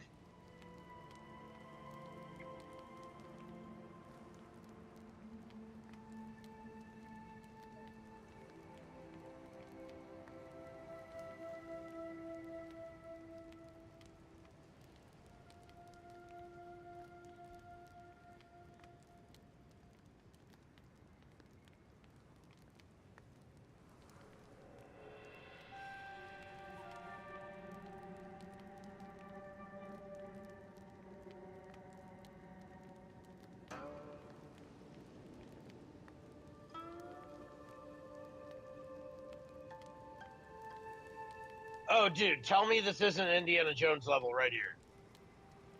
Classic Indiana Jones right here. They reuse the shit out of this, dude. That's funny. I should take a screenshot of this. It's like obviously from the Indiana Jones game.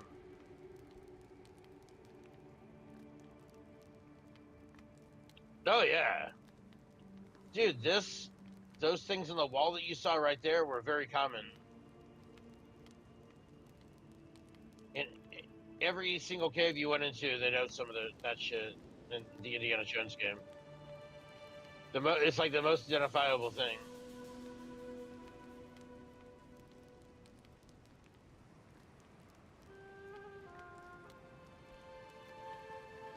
Yeah, but it looks like exactly the same. Copy paste. Yes, yeah. Whoops. Excuse me.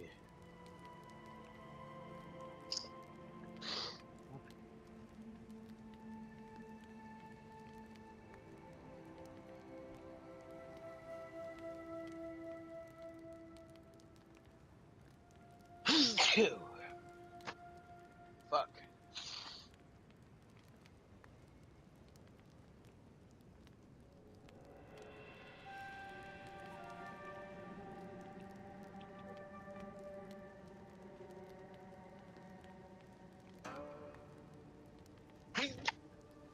Oh my god.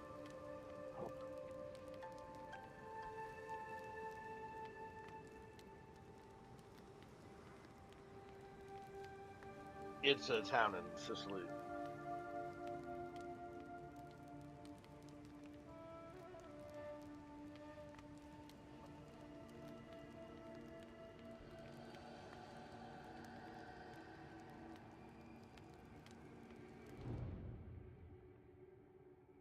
One video.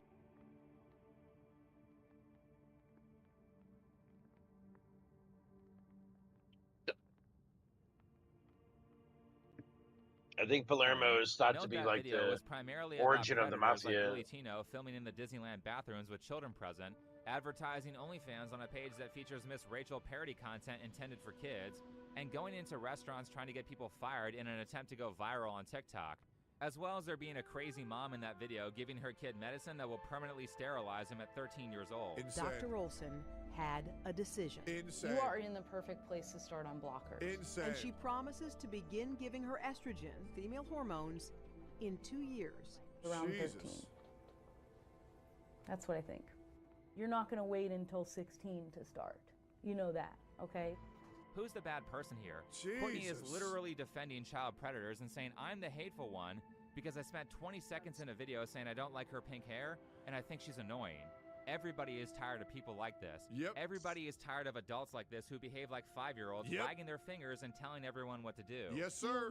You stop living the life you thought a proper adult should and start living for what brings your inner child joy.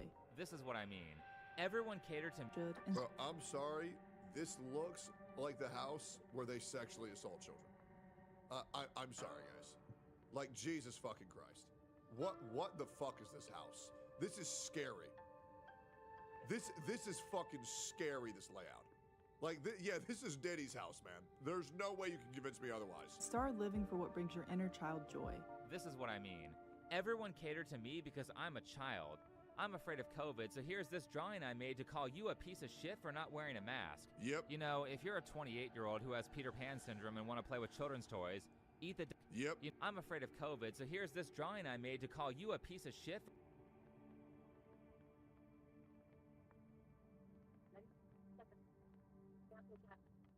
for not wearing a mask. Yep. You know, if you're a 28-year-old who has Peter Pan syndrome and want to play with children's toys, eat the...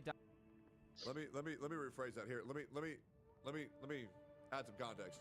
You know, if you're a 28-year-old who has Peter Pan syndrome and want to play with children's... There you go. I made it better context. There you go. This shit is creepy as fuck, bro.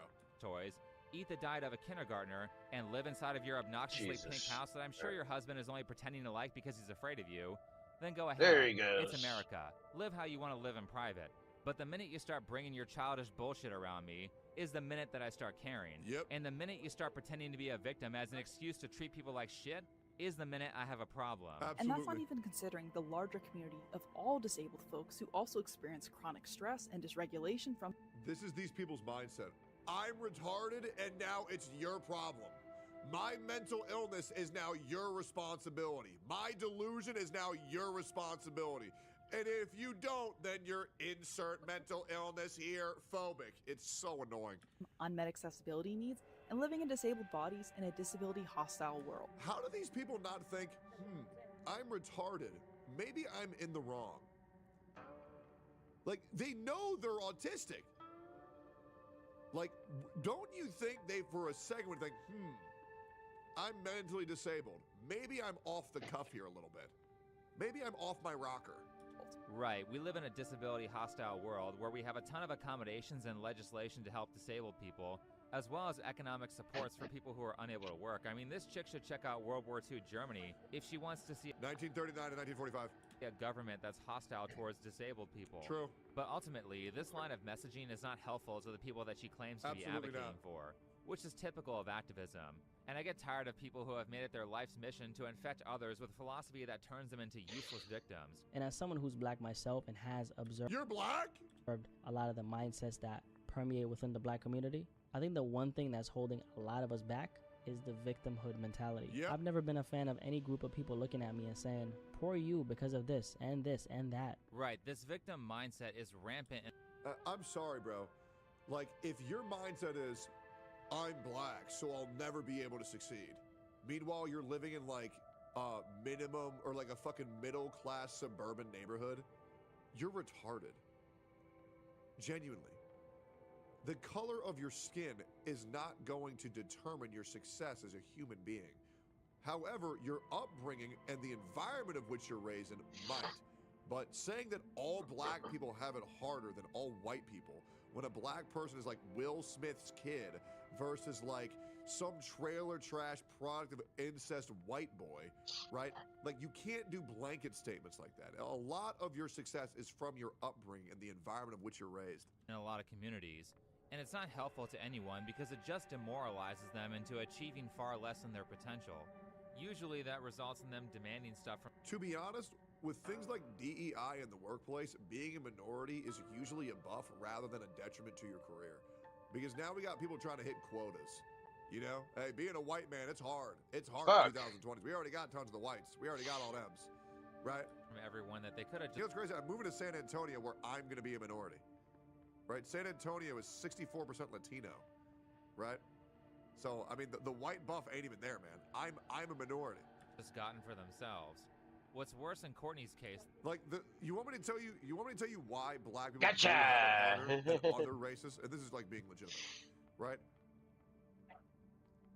Being a black man is actually difficult because you got to carry around that heavy ass dick all day. You gotta carry that big old fucking cock everywhere you go. Like, man, bro. Like, man. That's difficult, bro. That's difficult. No, dude, get you a snow bunny that will carry that shit for you. Or sling. See, what I do is I'm 22% black, right? I'm 22% black. So what I do is, this is an image of me, by the way. So this is me. I'm 22% black, right? This is me in anime form. So what I do is I wrap my dick around my waist, and I tie it up. That way it's a little bit easier to deal with. Because that shit's like, oh man, all right, here we go. Yep. Because the over-the-shoulder thing, it shows to it. But now I put it around my belt loop, right? So it's a lot easier. And nobody can tell because that shit brown. Though, is that not only will she tell disabled people to avoid assimilating into normal society as much as they're able to, but also she'll tell them to self-diagnose mental disabilities, which is just the worst health advice. And apparently, this is an entire trend on TikTok. We've seen the rise of self-diagnosed mental illness. The term neurodivergent... Oh, it's so bad. Because these people will say they have a mental illness because they self-diagnose themselves off of nothing, and then they'll believe it so hard that they'll actually start operating as if they have that illness. It's, oh my God, it's so embarrassing. Oh my God. Dude. When I was like 22, and I was with my wife, and her little sister had all these friends that she would want me to play Fortnite with. Seeing them pretend to have mental illnesses was like one of like the most cringe-inducing things of all time. Where, like, they'd convince themselves they were bipolar, they convinced themselves they're schizophrenic, and like the first like month I met them, they're like talking to people who aren't there in the call, and then a year later, it just went away. It just went away, and it's like, oh, okay, so it's no longer trendy, so it's gone away now. Oh, okay, great. Dude, it's so cringe, bro. It's so cringe. Went mainstream, which mostly referred to autism and ADHD, and it gained traction Drew, on $20, platforms bro. like TikTok, where users self-diagnosed and demanded accommodations Cringe. for these conditions, like Cringe. workplace flexibility, using their conditions as an excuse to shrug off adulthood and evade responsibility in so many cases. People started collecting labels like they were personality points, Yep. non-binary, disabled, neurodivergent, Yep. polyamorous, and became offended if others didn't properly adhere to them. Right, taking pride in how mentally ill you are is the smart thing to do, instead of getting accurate diagnoses and professional help. All TikTok is doing in this respect is making people friendless and unlikable, without giving them any perspective as to why people outside of the internet don't want to be around them. You seemed really standoffish at first. Gee, why would people see you like that? Well, maybe it's because half of your videos are you telling people why they can't live how they want, because it offends you, followed by using being slightly autistic or non-binary as a shield against criticism. Like, it's funny how you have perpetual victims like Courtney, but then you have people like Ricky Berwick, who doesn't give a shit and can eloquently say things like, "I'm Canadian, you retard." It's weird how basically everyone I've known who has a disability in real life doesn't feel the need to make it their entire personality and really just wants to be treated as if they weren't disabled.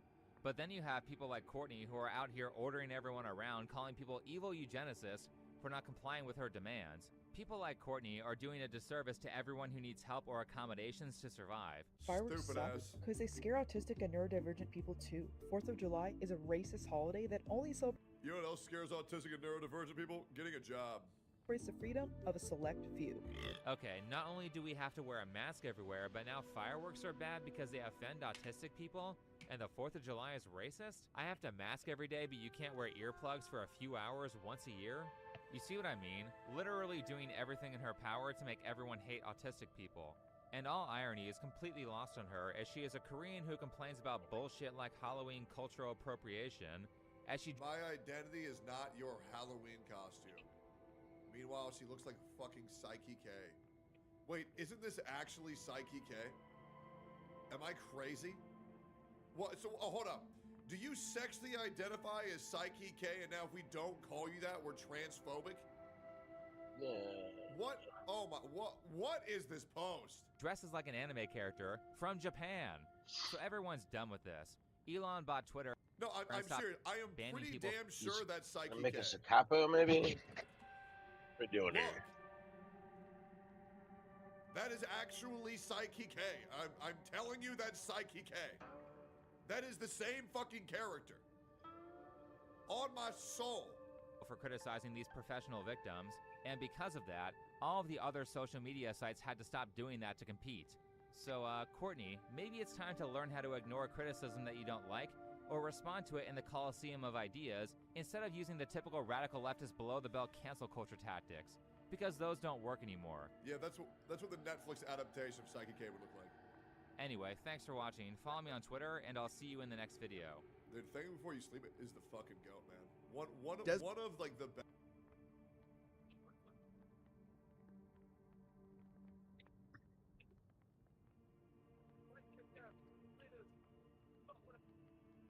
How you going? Welcome back to another episode of How Many Things Can I Make That Kind of Resemble Something Illegal But Definitely Aren't? Before I get arrested. And today we've got every Japanese gamer's wet dream. A headset that kills you if you die in game.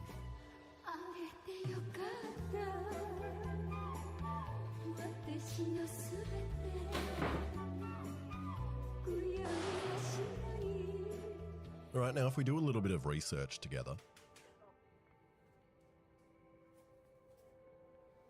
you'll find someone already did this. The creator of Oculus Rift apparently made it.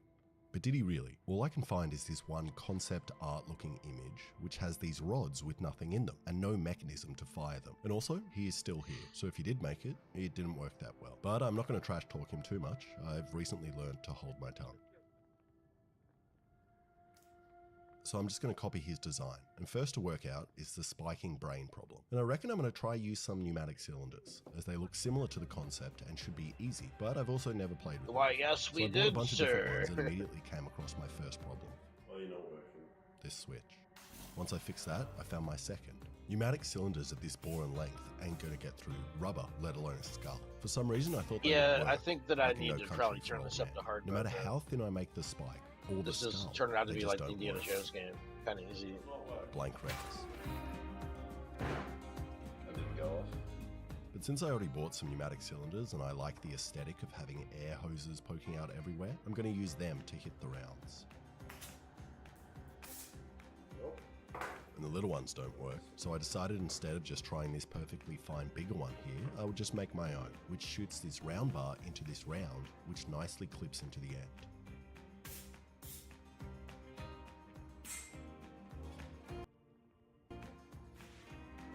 And after 2 hours of trying, worked like 10% of the time. And when it did, it blew itself up. So I tried the big one, with an attachment you're not meant to be seeing as I haven't made it in the video yet.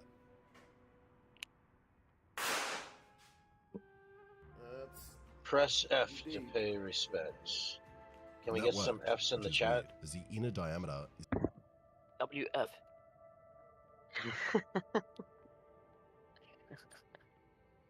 F's in the chat for Luca.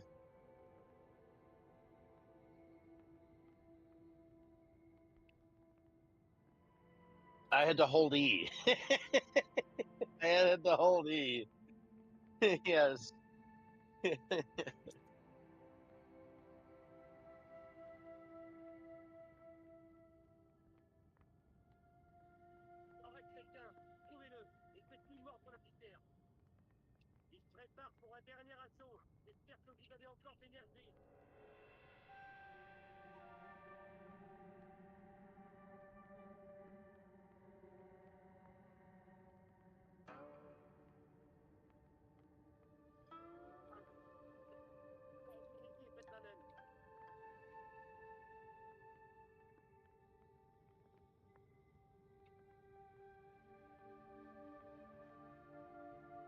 Yo, Finn. Hey, Finn. Yo, Tommy. Tommy. Yo, Tommy. Do you think factory reset will fix my my bucket lost?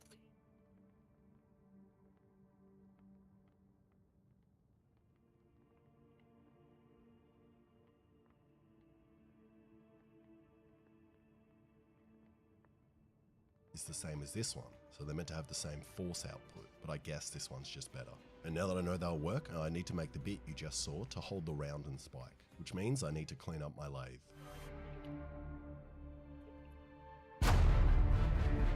And turn down this pipe to dock perfectly inside this pipe. And for the barrel, I've made the mistake in the past of using mild steel, which is not the best, as it's mild, and stretches under extreme forces. So I got this stuff, 4140 steel, which is extremely tough and very hard to work with. But what I found helps is jazz and lubricant, which covers up the sound of you ruining. We're gonna go to carbide America. And often while making projects like this, I often find myself frustrated that not a single manufacturer in Sydney makes a pipe with an inside diameter that perfectly fits around. But there probably is a reason for that. Okay, that fits. Now I just need another docking hole for the spike. I also reckon I need an exhaust port, an access hole in the side here. Is if I don't make this, if the round backfires, all the gas is going to shoot the pneumatic cylinder in the opposite direction I want. Alright, now I need to work out how to attach this to that. And what I think would I work heard really about well that. is I don't know the that that's welds real. you've ever seen on Pretty this sure nut, that's real. I think that was just like a prank. which will allow me to screw this bit on. And for the firing pin, the easiest thing I could think of was just to put a weld blob on top and then grind that into a sharp point, which is actually exactly how the Australian Army produces their weapons. Now I just need one more. And to save me the trouble, I just bought one off Amazon.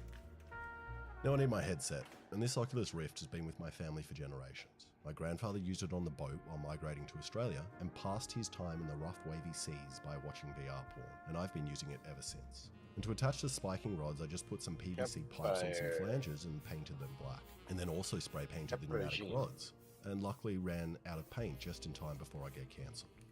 And these fit nicely. So now I need to work out the hard bit. How do I get the computer to talk to the pneumatic rods to fire when I die in game? But I think I have a solution. I can use this large computer and this cable to talk to this even tinier computer, as they both speak the same language.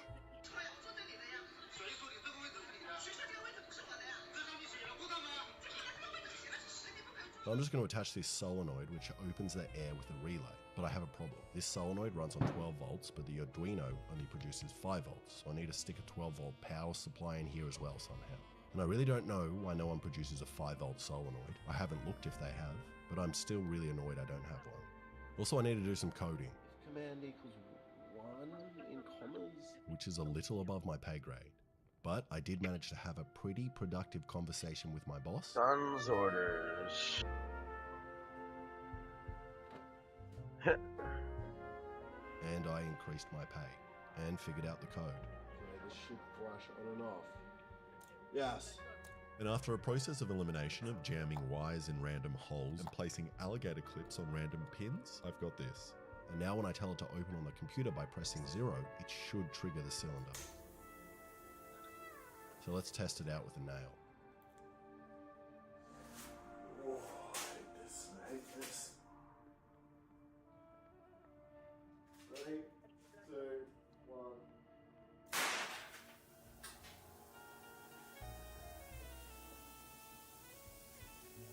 Holy shit. And even though I remembered to put an exhaust port on the metal pipe, I forgot to put it on the headset and blew it up. But it works, and drove the nail into the mannequin's head, but not that deep. And I think that's because my firing pin is too aggressive and breaks the round, letting a lot of gas escape out the back, hence the pipe exploding. And the pipe exploding is something I really should have planned more for.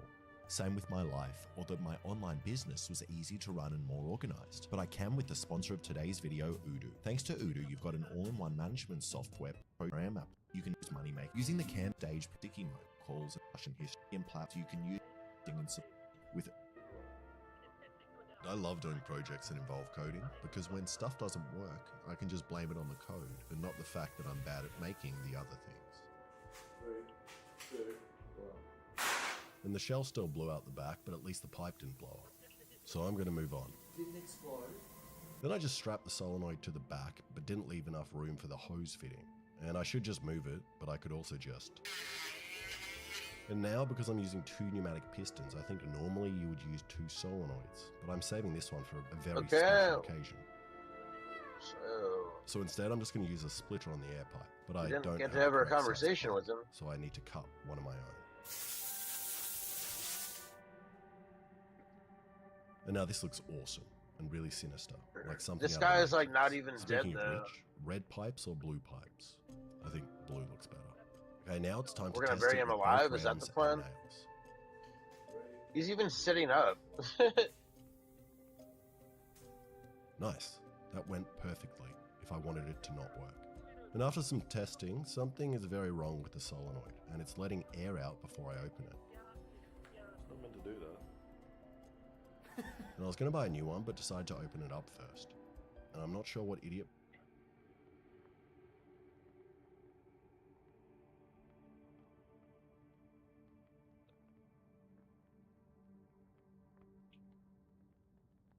put that piece of tape in there, but if you look very closely, they left me a clue. Their fingers were covered with paint. And if we follow that clue... There is no city on this mafia? where their There time was is. starting to run out, but luckily they stocked up It's on a the lot of paint countryside, before but there are heading some east cities. and getting into an altercation with a gang, where they seemed to limp off, injured. But that's where my investigation went cold, as they ditched their fingers at the scene of the crime. So I took the tape out and tried again To with 2 dump the rounds body and at the 2 pig nails. farm, bury him in the pig shit. And they both fired, but that's weird, I can't see the nails. So either they Guarantee traveled he all the way comes through to the life, head, or I purposely forgot to put them in, as I want you to wait till the end of the video to see what they do to a watermelon. But also the reduced pressure from the 2 pipes now strikes the round with the perfect power, and they don't break out the back anymore. Now, if you're smart, you'll realize I still haven't addressed the telling the computer to fire these when I die in game. And that's because I'm an idiot, and I'd rather put on this headset than attempt proper coding. So I need someone that knows about coding and bullets.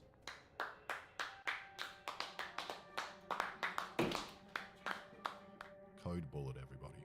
Hello, I'm Code Bullet, and I've been tasked to write a program that can tell when we die in Minesweeper. Alright, now you're gonna need to pay attention, this gets complicated. We look at this pixel here, and if it's yellow, we're alive. And if it's black, we're dead. That's it. That's the whole program. It's honestly super embarrassing that Alex needed help with this. It's literally looking at a single pixel. And I have no idea what that man just said, but let's see if the program works. I just copy-pasted your code into ChatGPT and said do this in Python. Okay. And we'll see what happens. The first problem we ran into was that we couldn't click on the specific pixel on the smiley face that alerts the code on when we die in game. But we managed to shrink the size of the mouse, which worked. If we die. So we should hear a click, right? Well, There's no blank rounds. Oh, okay. I'm like, I don't want to get covered in watermelon juice. No, it's not. And that click means it's time to play my favorite Cambodian child simulator game, Minesweeper.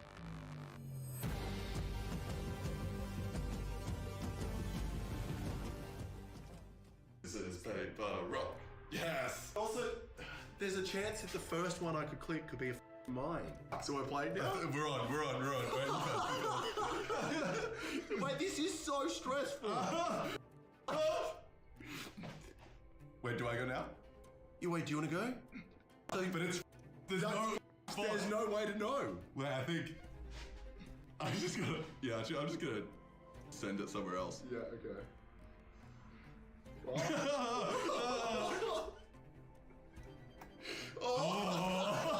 not helpful at all. But, I mean, technically I know that only one of these, so I have a 1 in. Oh, I just gotta click elsewhere, don't I? You gotta what? I'm just gonna click elsewhere. Yeah. I hate this so much. I hate this. Oh my god! Why is it so bad? Normally you have so many I've been clues. wanting to go over here. I'm risking it. Only one of these 8. I never seem to have a chance to do that. If I get the bomb out of the one of the 8.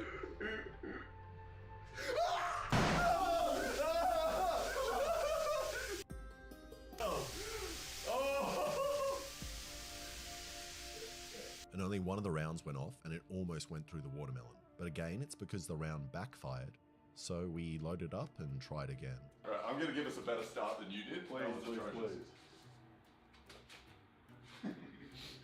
You're looking at Can, it. Jane. Where are we thinking? Alright, you're right. You could get the ball the first go. Just shoot. Come on! No, it's a again! This is a really bad game to play with this headset. This game sucks. Yeah. The graphics are terrible. Honestly. Oh, yes! Oh, yeah! That's how we do it. Okay, let's go. Yes. I just need to remember to click the right one. Yeah. Now will be... Okay, 1, which means this one is right? This one is also should be right. Oh, we have the... Oh. That's clear. It's clear. Alright, time. got to. Well, yeah. That misclick would have killed me, and both rounds went off that time, and in the slow-mo you can see both nails flying straight through the watermelon and through the plywood sheet, which means this headset definitely does its job. And I did the calculations and they traveled 45 centimeters in 2 frames at 240 frames a second, which means they were coming out at 200 k's an hour even after passing through the watermelon. And it also works too well, and that's the problem with building things like this. I can't actually use them and try them on myself and feel the fear. So we're going to do it with these TENS units. And the building is even simpler. All I've done is hook up this button to the relay, and then Code Bullet changed the code to recognize damage in Minecraft. Then I somehow convinced Martin Cedo Pants, Code Bullet, and Boy Boy to play everyone's favorite Sudanese child simulator game, Minecraft.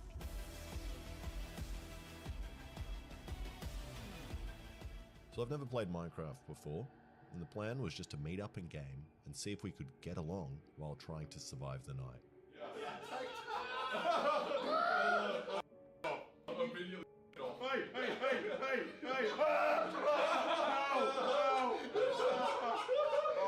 Already? We just started!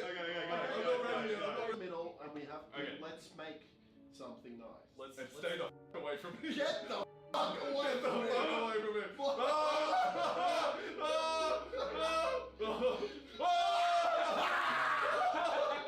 Get it, I'll avenge you! How do I run? I didn't even get it in! Oh no, I did.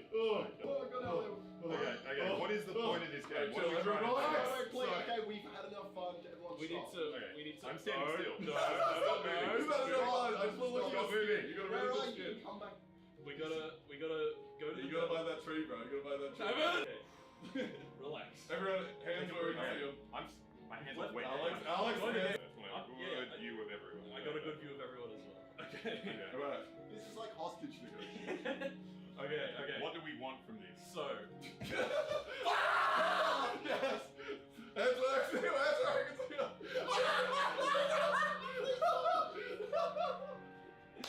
And once we realized hitting each other wasn't actually that fun and just hurt, we started to work together and built the best house you've ever seen.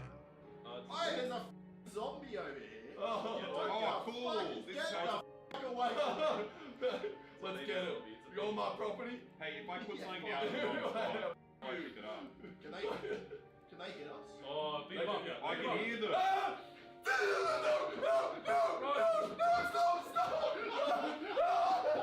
Okay. I don't know why they won't let me drive my good car though. Wait, let me in. Stay in the house. Once you take one hit of damage, Oh, what the f***? It's a sheep. I have a car that's maxed out on all stats that they gave me for some reason. I didn't buy the deluxe version or anything. I don't know how I got it. How the f*** do you get in? Holy sh**. It's very fast. I mean, this thing's moving along now. Let me in, motherfucker. Can I just die? Apparently, we're going 90 so many kilometers an hour. How come it takes so many hits to die? Let me in the house! And then we hit each other a little bit more before finally working out how to get underground, where I walked into lava immediately. Pretty useful, huh? Crazy. An electricity proof shield. Yeah, I can make you one. No. Why? Yeah, those are the nav beacons. They show you which way to turn.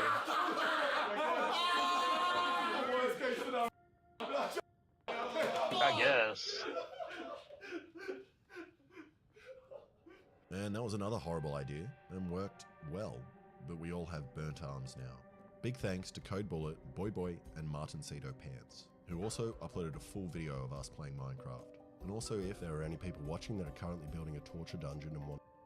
Right now I'm holding a giant poisonous pufferfish. To prepare this fish in Japan, you must have years of training. But to prepare this fish here, you must be willing to gamble with your life.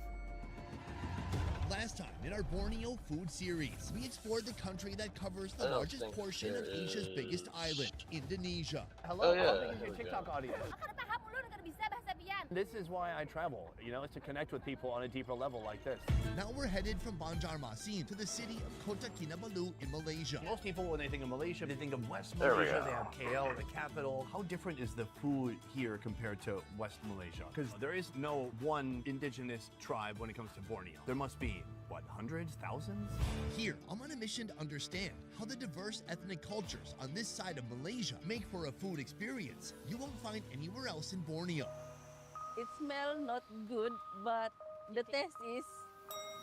And by the end of this video, we'll follow an ancient Bajau tradition. The Bajau people have been around in the sea for centuries. As an untrained, uncertified villager prepares me a poisonous puffer fish, a deadly delicacy known to kill locals each year. Why do you think people are still eating this food, even though there's some risk of death? But first, a different fish, much less poisonous and way, way bigger. This is just its head. This is the head of a giant grouper. About how long do you think this was?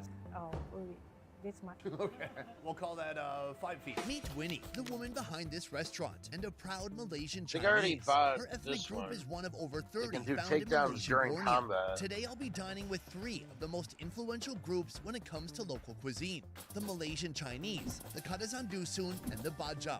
For breakfast, this we'll one? be trying Winnie's fish head soup. What is the biggest grouper you've ever seen? I have seen about 100 kilos. That's 220 pounds. That's more grouper than me.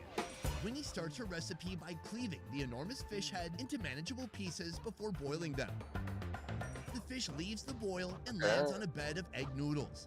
Waiting for the broth, our chef adds tomatoes to a stock, already infused with ginger and onion. He gives it a good stir and finishes it off with evaporated milk. Audrey, good morning. Thank you for joining me. You're most welcome. Adventurer Well, I and guess, travel content creator I guess Audrey I want is the my healing first one. eating partner of the day. This is breakfast, but it's like no breakfast I've seen before. When I asked the owner what part of the head is the best, do you know what she said? Eyeball. And? Or attack the damage. The fish lips. This is gonna be the most intimate I've ever been with any fish. I think we should try that broth. I'm gonna grab The the broth healing one. is a beautiful color. It's kind of a yellowy brown. I guess. It's very creamy, right? Oh, that's wonderful. It's creamy. It's so well-rounded. It's such a full fish flavor. You can taste the fattiness of the fish. Should we try some of these noodles out? Yeah. So I'm putting noodles. You have like a next level of patience that I don't have. Egg noodles are a Chinese contribution to Malaysian yeah, I Borneo's only have cuisine. 2. Many of the Chinese here descend from southern China's coastal regions, known for their strong tradition of seafood-based cooking. That's really good. What we're really Been here dead, for is Gene. the grouper. Ugh. So this is the most coveted part of the fish head, huh? You just chew it out? You just suck it out? Yeah, suck it out. One of There's some hard bits those. in there, like cartilage, that are impossible to chew, but then some soft, gummier bits too. They do have gelatinous as well around the eye socket. Yeah, a little more Carcana is what musculature I've been and using, soft I bits think. around the eye and some skin. It's almost like a pork skin, like a braised pork skin. These are the lips? That is. That's the lower The lip hell right is there, I that? believe. There's some like soft flesh really just hanging off the bone. It's pretty easy to peel off. Precision. Well, you can taste the skin right away. Does. Very fatty, gelatinous. It's very silky, right? Glowing and silky. Yeah, okay. I can see that. And then the meat is a bit sticky. It's really broken down. It's almost like A eating long tuna head. So what do you think of the shotgun, lips? I tasted better lips. French kissing a grouper is odd, but Chinese fish head soup is globally known. However, my encounter with our second ethnic group, the Kadazan Dusun, will bring me to I a think dish I want you this won't Barker find Model outside 8. Malaysian Borneo. I'm told that the seed that is used in making this dish is poisonous.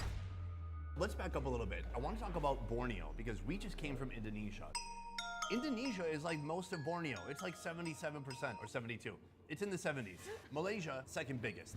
I'm in Sabah, one of the 2 states that form Malaysian Borneo. Although it only occupies only 26% of the island, this patch makes up 60% of the country's total land area, and it's locally known as East Malaysia. Most of West Malaysia, they have never traveled to East Malaysia. Most of Follow them, the they will think forest that, path. oh, we are still living by the river, using elephants as our mode of transportation. If you guys travel by elephant, That would be amazing. Exactly, right? They should be jealous. Elephant rides may be in the Why past, am I not but fully East Malaysia healed? is still less urbanized than the mainland. Here in Sabah, the mountains and coastlines split work between any farmers bandages and back here, fishermen. my guy? Unlike mainland Malaysia, where Malay, Indian, and Chinese communities dominate, Sabah is I home feel to like- more than 30 tribes. In Sabah, you feel can like I have multiracial people get a sit free on the table. bandage Even for if all the that restaurant they serve pork, it's fine. shit I was Whereas us buying. Malaysian Muslim people, they are very conservative. Here, Accidentally the Malaysian equipped Chinese strong make up knife. around 10% of the population, while Audrey's people, the Kadazan Dusun, account for over 30%. Not only are they the largest ethnic group here, but they're also among the earliest inhabitants have any of Borneo, bandages, though? with a rich culture Alright. that gave birth to something special. Bosu. It has a very distinct funky smell. It sounds kind of extreme. It has tangy flavor, yeah. But I've never eaten that before. Well, how come you've never tried it? Because it's an acquired taste. Let's go find out. Exploring culture starts with understanding people, and that includes ourselves. Thank you, BetterHelp, for didn't expect to work once. It's not the hell to annoy. Handle the I was. I strongly encourage you to find time. And I personally love that BetterHelp makes it so easy. I have a jungle. Anytime.com/for the perfect. Kinabalu, a 1-hour drive takes me to a humble roadside spot where Mary serves up some of the most authentic bosu, also known to some as rotten fish. Is this a food that's commonly loved by everybody here in this region? Among the locals in certain areas, definitely. But in the urban areas, it is an acquired taste. What makes this an acquired taste? It is uncooked fish. It's raw. Long before the refrigerator was a thing, the Kadazan Dusun invented bosu to preserve their protein. After cleaning, the raw fish is mixed Right. with salt and ground pungi seed. I'm told that this seed, if not cooked, can be toxic. Yes. You can get indigestion or stomachache. So why is it important to use this seed? The pungi is basically an activator to break down the proteins for the fish. When they extract the seed, they have to put it in the river for a few days so that it washes away whatever remaining toxin. And then after that, you fry it and smoke it. Pungi seed is the activator, salt brings out the flavor, and cooked rice plays the role of yeast. Together, the mixture is sealed away in a container. Open it after a month, and you get this. It smells not good, but the taste is. I love your honesty. It smells not good. Can I tell you a story? One time, my dad had a refrigerator just full of meat, but I had to unplug it so I could plug in my computer and do my little rap song. I forgot to plug back in his refrigerator. All the meat went bad. Later, we opened the fridge and we were hit with a wall of smell that smelled sour and rancid, and it smelled like that. Oh, wow. So it's rice. Rice has soaked up a lot of that sliminess, but then there's big chunks of fish inside as well. This is remarkable. So many different countries make different types of fermented meats. In the Faroe Islands, I had lamb that was slowly decaying for months at a time. In Cambodia, you can find prahok, essentially rotting, salty fish. And here we have this. This is like the peak, the summit of intense fermented smelliness. And I cannot wait to try it.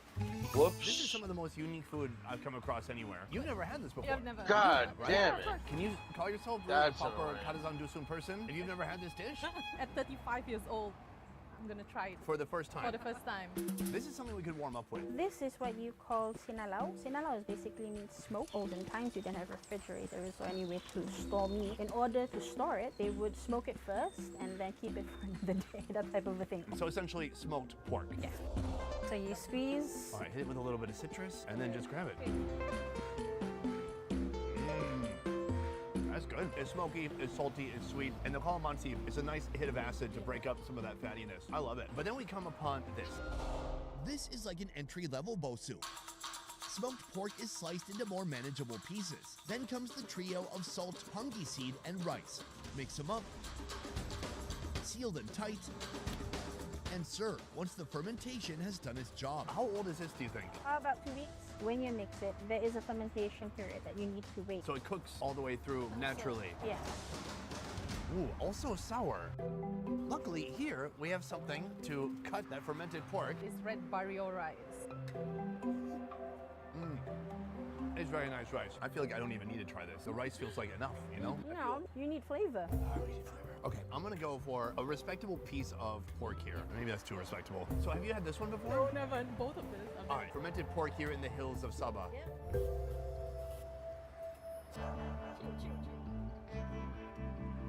It's not so bad. I'm trying on it too. It's hard. It's not so bad. It's actually really good. good. It's just that, yeah, you got a big chunk. It's so sour. It's just an intensity and a type of sourness that you could only get from rancid old meat that I've never experienced anywhere else before. And that taste, it just clings to the inside of my mouth. Part of me wants to eat a little bit more. Mind-blowing. It's like when somebody gets a tattoo, it hurts, but then after it's done, maybe I want that pain again. So that is like level 1, but right here we have level 11. This is the same thing, but with fish. Is this a food that undeniably belongs to the Kadazan Dusun people? Well, yeah, I mean, definitely. The Kadazan Dusun settled in northern Borneo some 5,000 years ago and now number over 700,000 in Sabah. They're made up of two closely related ethnic groups, the Kadazan and the Dusun. The Kadazan Dusun are masters of rice fields, jungles, and livestock, but they stand out most for their strict tribal laws. Laws that can mean handing over a buffalo if you do something wrong. But more on that later. Right now, this rotten, meaty wrong. But more on that later. Right now, this rotten do something wrong. But more on that later. Right, a buffalo if you do something wrong. But more on that later. Right now, buffalo if you do something wrong. But more on that later. For a buffalo if you do something wrong. But more on that later. Right now, this rotten, meaty treat is waiting for me. Can you give it a big whiff? I can still, it's fine. This smell it's all right.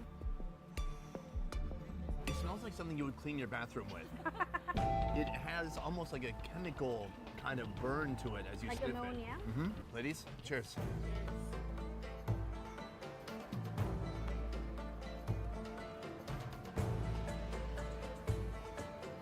Wow, that is rancid. Oh, wow. It's really like the liquid on the bottom of a dumpster. That sour liquid on a hot day in the summer. I'm not trying to be mean, I'm just trying to be accurate. It's cheesy at the end, too. It's like the intensity of blue cheese times 1,000. Oh my God. That's the closest I've came to crying and gagging in the last 5 years. What we do is, when you have smoked pork, we have this as a flavor enhancer. Oh, yes. No, now I get it. So you eat these two together. You have to eat it all together. This isn't a palate cleanser, it's a palate obliterator. This destroys like your fish, palate. to be Then you honest. come back to the pork and you're like, oh my God, this is even better. This has never tasted so good. That bosu might have murdered my taste buds, but today's final meal could finish me altogether. Have you heard people dying in Borneo or in... Yes, in KK itself, Kinabalu. They consume the puffer fish and then they die. Yuck, yeah. For that deadly dish, I'm making time to explore the Kadazan Dusun people's most unusual tradition, forcing wrongdoers to surrender their buffalo as punishment. In this remote Kadazan Dusun village, justice doesn't come with handcuffs, it comes with hooves. In this land, a native court can rule that a buffalo must be surrendered or even slaughtered to settle a serious offense. Later, I'll be speaking to a native court judge about what types of crimes could lead to this extreme consequence. But for now, we've got work to do. To welcome the judge, my Kadazan Dusun hosts bring their best buffalo recipes. Oh, I can't just... As the men carve up the meat, I take a walk to the just place ride through where the bush? disputes get settled. Behind me is a native court, a place where disputes are settled among members of the Kadazan Dusun community. Here, it's possible that you may have done something that was legal according to Malaysian law, but according to these guys, is not okay. Example, lawyer Marcel Jude called a local pageant a cattle show. Was his joke kind of hilarious? Yes, but that doesn't matter. It upset a lot of people. People from the Kadazan Dusun community. 20 NGOs sued him in native court for breaking custom, and then he had to settle by paying 7 buffaloes as compensation. The meaning behind this traditional law will soon be revealed in our meeting with the judge. Right now, the protein for our main course is ready. Right now, preparations are underway for a dish known as kava. This is a countryside buffalo soup. One thing that's special about the buffalo is that this is the ultimate communal animal. It is big enough to feed a lot of people, but expensive enough that it's not ever casually slaughtered. When a buffalo is slaughtered, it means that there is a special occasion and that a lot of people are going to be showing up. And it's special because, I mean, look at the size of these organs right here. Buffalo heart, absolutely gigantic. We're making use also of the buffalo lungs right here, big and fleshy, that's good. That is the noodles of the internal organs. Intestines, we have the buffalo liver. Not even all of it, maybe a third of it. The rest of the liver is for sale on the black market. Get in contact with me if you have like a buffalo with a bad liver and you wanna, let me know. The liver, heart, lungs, and meat get chopped into bite-sized pieces. However, the intestines need a good hour-long boil to tame their smell. While that simmers, a smoky fragrance lures me to the far end of the outdoor kitchen. I don't care where you go around the world, when a giant animal like this is slaughtered, somebody's cooking the main food, and then on the side, somebody's always grilling some barbecue like this. Some little bites that people can eat immediately. Right here, we have big pieces of buffalo steak. I gotta say, this is not A5 Wagyu. This is very, very lean protein. What part of the animal is this from? The leg. Back leg or front leg? Back. Was this buffalo right-handed or left-handed? Actually, it doesn't matter. I know it doesn't matter. I'm just trying to make content. Julius and Sanders are my partners in crime for this sneaky pre-meal snack. They simply season the leg meat with a sprinkle of salt and pepper, then pop it on the grill. Oh yeah, just like ripping a phone book. Easy. Here, do you want some? Okay.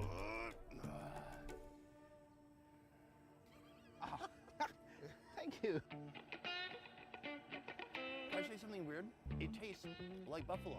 Sure it does? No, but like, it tastes like how the buffalo smelled. Like the buffalo that's coming out from the mud or something? Yeah. Actually, yeah. It's not a bad flavor at all, but it has a little bit of buffalo gaminess. It's meaty. It's not Japanese A5 Wagyu. It's not fatty. There's no intramuscular fat. It's pure protein. It's pretty intensely cooked, but it's still a nice flavor. Have you heard of this idea that if somebody commits a crime, they might have to pay by providing or slaughtering a buffalo? What is the worst offense you've heard of? Child out of marriage, like that? And then whose fault is that? The man or the woman or the child? I think mostly the man. Girls never wrong. Don't tell my wife that. Or my daughter. If you're gonna talk justice, you better bring a native court judge into the conversation. As the organ soup hits the table, I'm joined by Judge Charles, Sylvius, a former judge, and Marcellus, an NGO activist. Sir, put her there. I heard you're a judge, and I'm trying to get closer to more influential people. So my understanding is that if you're in this community, your life is kind of run by two sets of laws. There are the civil laws, which govern every Malaysian person in the country. But then in this community, there's a kind of a different set of communal laws that people here must adhere to. Yes, it's very true. The native code has been established since the British colony era. Nearly a century before Sabah joined Malaysia, the native courts were already handling disputes among the indigenous communities here. Today, they're still recognized by Malaysian civil law. Ignore their ruling, and you could be facing an even bigger fine or even jail. Compared to that, handing over a buffalo doesn't sound so bad. When you are penalized with one buffalo, that buffalo is not to be kept alive. It will be slaughtered and eaten by the people who are affected in that case. Oh. After you are being penalized, you admit you have made mistake, and we're supposed to eat together. We made peace so that we can live. After all, it is hard for you and I to sit across from each other at a delicious meal like this and still harbor resentment. Yes. Right here, we have some buffalo. I tried this already, but I was ripping the whole steak and I didn't have any sauce. I was told the proper way to eat it is for them to cut it up and then to dip it in this sauce right here. I'll have one. It's different than a typical soy sauce. It's very salty. Oh, this is the fast car. It's a nice combination with the the thing. meat, the steak. Well done. Do you like that? Oh, yeah. Yes. It is incredibly lean, but somehow it's still delicious. I still like it, especially after it cools down like this. Why is it Earlier, saying I time saw a left? bunch of the Like, organs that were going into this. what the This fuck? is the kava. Kava is the Kadazan Did I Dusun's take go-to dish the wrong for men way, and bonds. Remember those boiled intestines? They're chopped up before joining the other protein bits, all waiting to dive into the wok. The wok sizzles to life with oil. They wanted me to go down the grass, I shallots, guess. Olives, ginger, chilies, and a mixture of curry, chili paste, and more olives. The chef gives it a good stir, then adds a splash of water, a spoonful of salt, and another spoonful of When you're in a MSG car, you have good unlimited measure. ammo, so you can just keep going. Next, he loads the wok with lemongrass, intestines, buffalo meat, liver, Yeah. heart, and lungs. He adds more water to submerge the protein and let the soup simmer to the desired tenderness.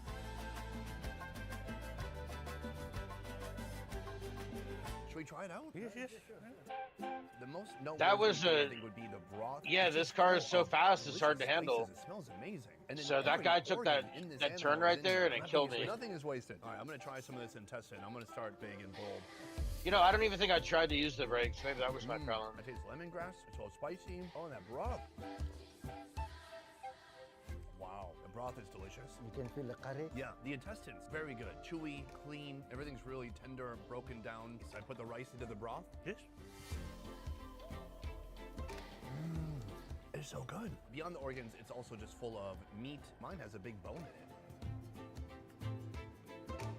If I lived in this community, I think I'd be trying to make conflict between people, so it needs to be resolved. You guys are fighting a lot. Maybe we kill a buffalo and I come over next Friday? This is my last meal with the Kadazan Dusun before heading out for the pufferfish. And if the pufferfish does kill me by the end of this video, The villagers have expressed clear concern for me. They say, listen, if this is prepared incorrectly, we're worried that something's gonna happen to Sunny and Sunny may die. I'll go out gladly with kava in my belly and No hopefully way. some hot gossip in my ear. What No are the way. offenses that Oh, could I'm cause somebody turtled? to be forced to slaughter their own buffalo. I'm turtled. Classic one would He's be getting if you away. go and touch somebody's Better daughter. put our foot down. That would be one Flip? buffalo. Oh my God, there One is. case that he have seen is a married man marry another woman secretly. So when the wife found out, he brought it to the native court and he was penalized one buffalo. That's tough because I don't think that man and his wife had a yummy meal together and everything was fine. He also have to pay penalty, one pig for each of his children. Wait, for each new child? No. For the children he had already? Yes. It's creative. What is the most That was the extreme computer case you've ever taking heard? over the drive-in I there. think you heard of that case. The lawyer who was penalized 7 buffalo. 7's a lot. One buffalo is about 6,000 ringgit. Why is it so important to have these native courts and to continue this tradition? Because it preserves the identity of original people here and also help maintain peace. After trying Malaysian Chinese food and eating alongside the Kadazan Dusun, it's time to leave the land and venture into the water to meet the Bajau people of Borneo. A 10-minute boat ride from Kota Kinabalu brings me to their village. Here, I'll soon face a giant, poisonous pufferfish. This one looks like it's pregnant. Oh shit. Huge. Yeah, rifle school. Good morning. A historian with Bajau roots, Roslyn is my guide to this water world. Thank you for meeting me out here in the ocean. Can you tell me more about where we are right now? Okay, Sandy, we are in the Gaia Island. Here, inhabitants are the Bajau people. It's around 3,000 of them, and they build houses on the water. The Bajau make up about 16% of Sabah's population, making them the second largest ethnic group in the state. They live in stilt houses off the east coast of Sabah and spend their lives entirely on and beneath the water. I'm here to see how they live, how they eat, and what challenges they face. There's a boat behind you, actually. This is full of divers. Divers who are going to be diving for... All in a good time, sir, for there's some important looting to be done. food that we're going to use for This our guy was lunch jumping today. the gun a That food little. is the sea urchin. The Bajau people, they are known as the free divers. They can go as deep as few meters down the water, and they can hold. You don't want any of this loot? All right, I guess I'll have to take it all. They have their own flippers, and they use tanks to make them easier to look for foods. They are afraid of ordinary fish, and they also look for sea urchin. They also look for pufferfish. The Bajau's ocean bounty is both their main source of income and nourishment. Most of their catch is sold at local markets, while the rest ends up on their plates. For our lunch, the sea urchins are turned into a dish I have never seen before. When you look at something like this, is this food that you had growing up? This is their food since the younger days. They ate this food every day. Joining Roslyn and me, 2 divers, Ramzi and Armando. So we have 2 things All here. right, We I have guess sea we're grapes, kind good of a to go. sea grape salad. I think we could start with that and build up to this. Sea grapes that have been seasoned with MSG are topped with green mangoes, tomatoes, red bell pepper, and onion. A splash of vinegar and a squeeze of kumquat juice seal the deal with a citrusy zing.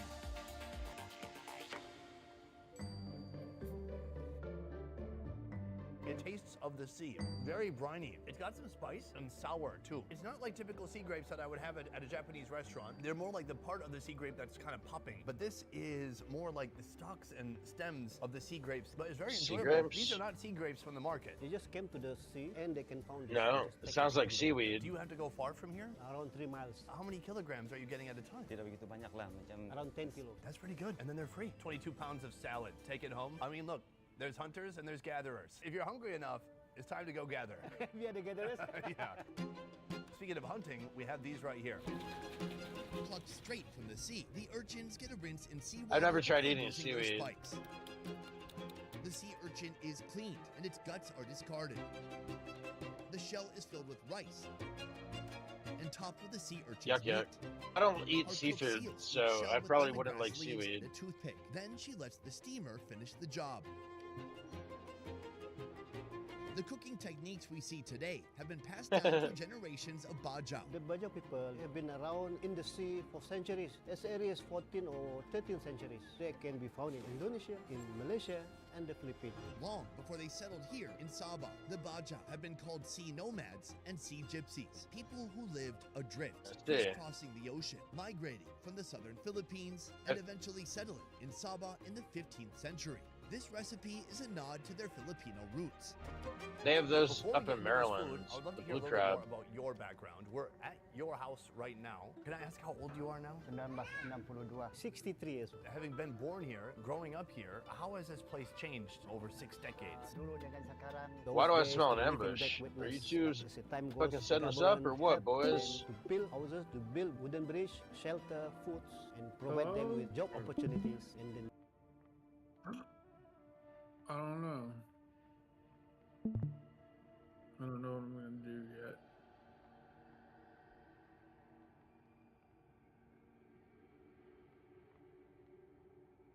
Yeah.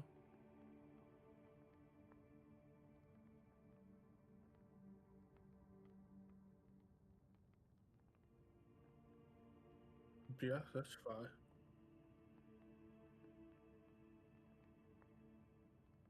What level are you?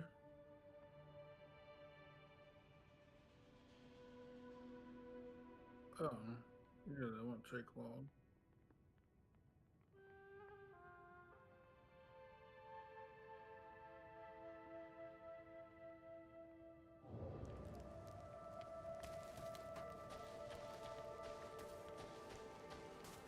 No, it's unless you already got a seasonal character.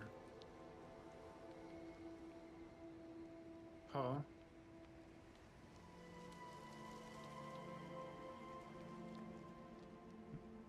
Yeah, it'll be fresh, so you won't have any other than the ones you got from your renown.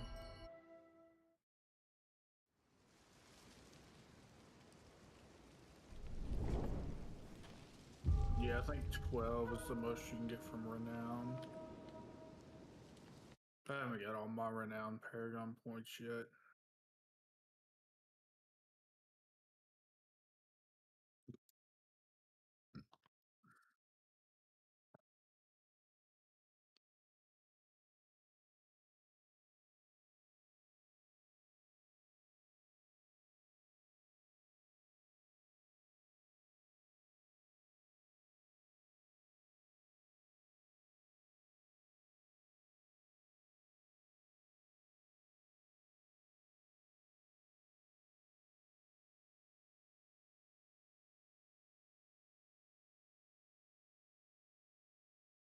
Wow, that's a lot of shots you took, my friend.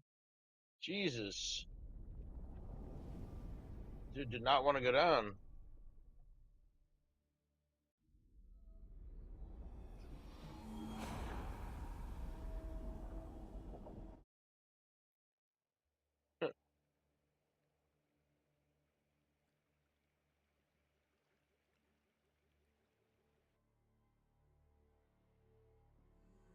Feel that.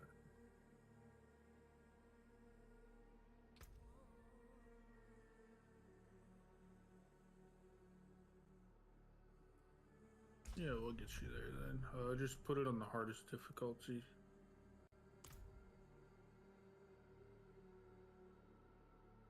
I mean, who would I do? I'll just carry you through some dungeons with some forgotten wisdom.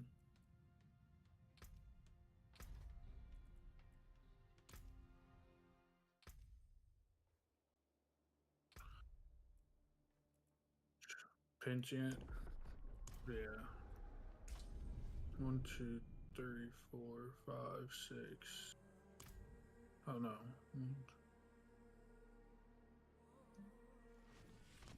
I've got 5 forgotten wisdoms that should get you to 60.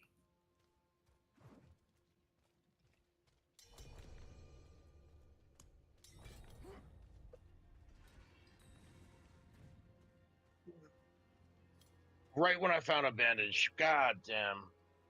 Right when I found the bandage. You do pitch?